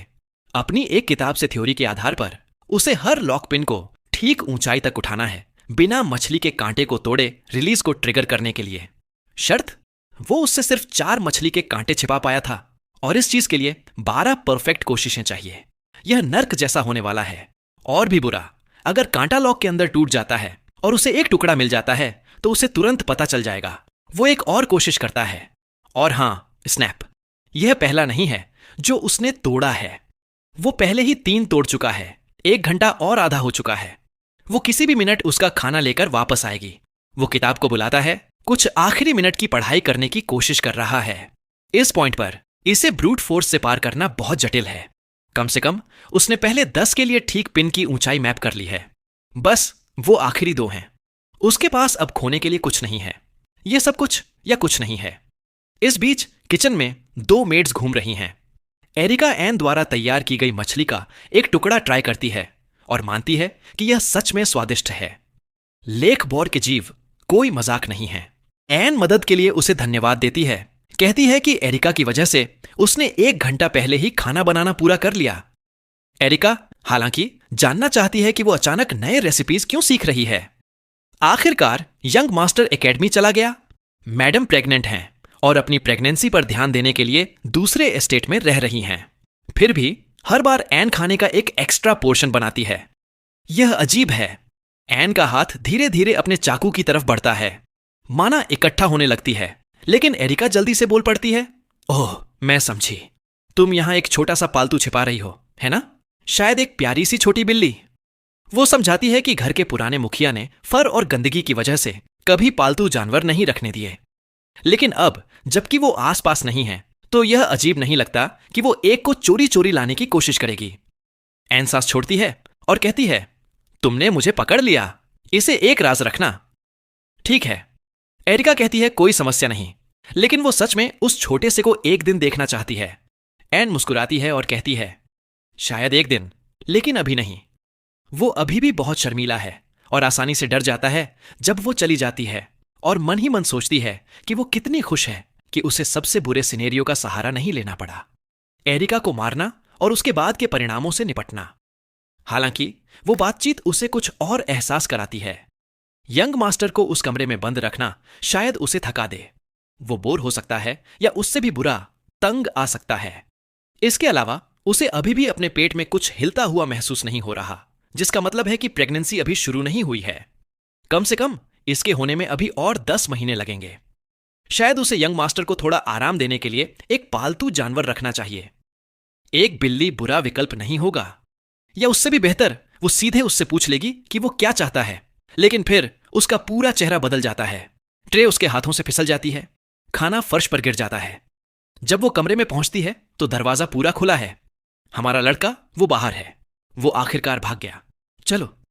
वो हवेली के किसी टूटे फूटे हिस्से में छिपा हुआ है। फर्नीचर टूटा फूटा था, सब कुछ अंधेरा और धूल से भरा हुआ। वो लड़खड़ाता है और अजीब तरह से गिरता है, जमीन पर जोर से लगता है। सब कुछ गंदा है, रोशनी बहुत खराब है, लेकिन जो भी हो, अपने शरीर की यादों की बदौलत उसे ठीक से पता है कि वो कहां है। और अगर एक जादू ट्रिक है तो यह बेकार आदमी जानता है। वो छोटा सा लाइट ऑन अर्ब। समय आ गया है, उसे बाहर निकलना है इससे पहले कि वो उसे ढूंढ ले।